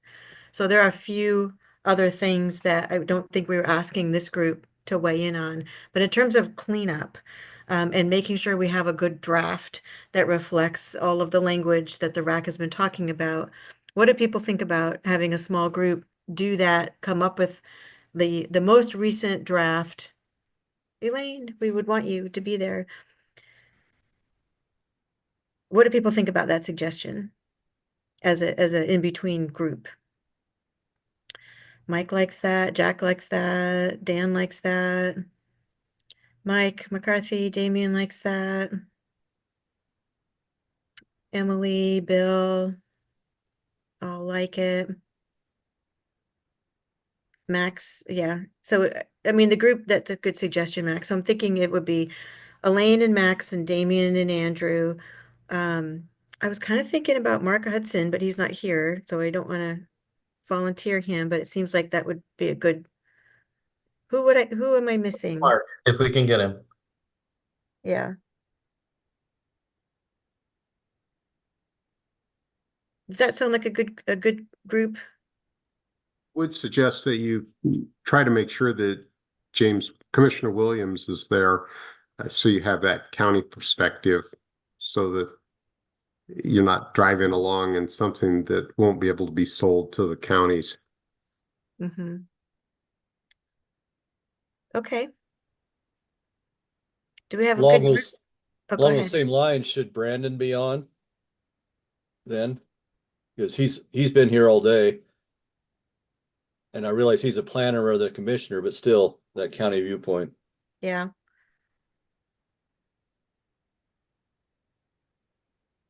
Did I just got volunteered?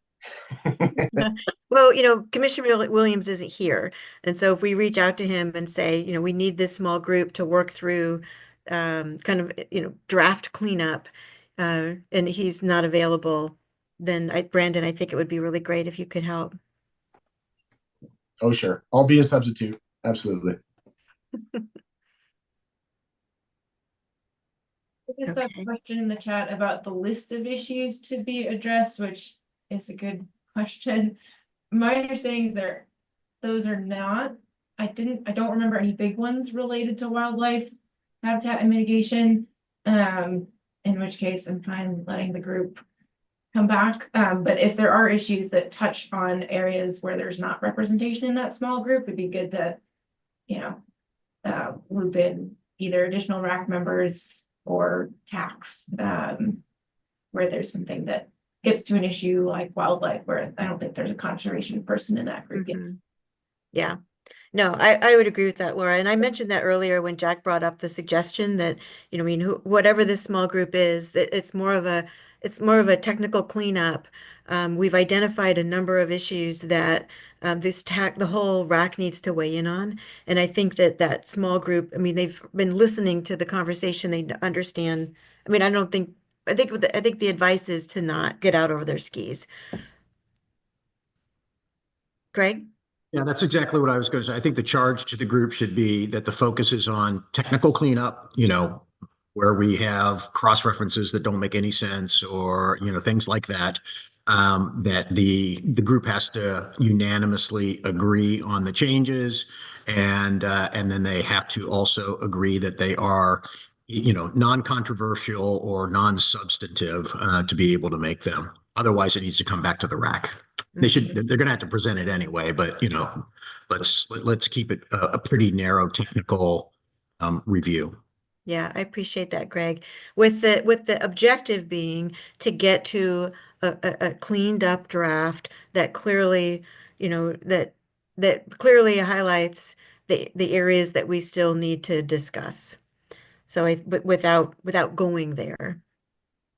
And we have a list in the chat of what some of those areas are, and that's my second bucket. All right, 4:04. We're losing people. Max, do you have one more thing? I just wanted to comment, Greg, I think a lot of the technical concerns are related to the provisions that are outside 195. So I don't know if we can do an email vote or something, but understanding whether or not the RAC wants to pursue those other regulations will determine, I think, how long that meeting needs to be, right? So food for thought. Thanks for that, Mac. Well, so we're 5 minutes over. I just want to say we packed in a lot in this half-day meeting. There's work to do in between around mapping, around putting together this small committee. We'll turn the meeting notes around pretty quick. And then Gordon's going to follow up with the staff around getting a map and what that might look like. And yeah. I think that's the best that we can do Did today. we land a decision? Are we trying to convene a group on the forestry issues or not? We didn't land a decision. We just acknowledged that we haven't had a good conversation. We don't have the voices here to do that. I think that was a follow-up, Laura, with DLCD staff about whether or not they could pull those folks together to have that conversation. That's where I understood where we landed. So I appreciate that we're bringing that up. Okay.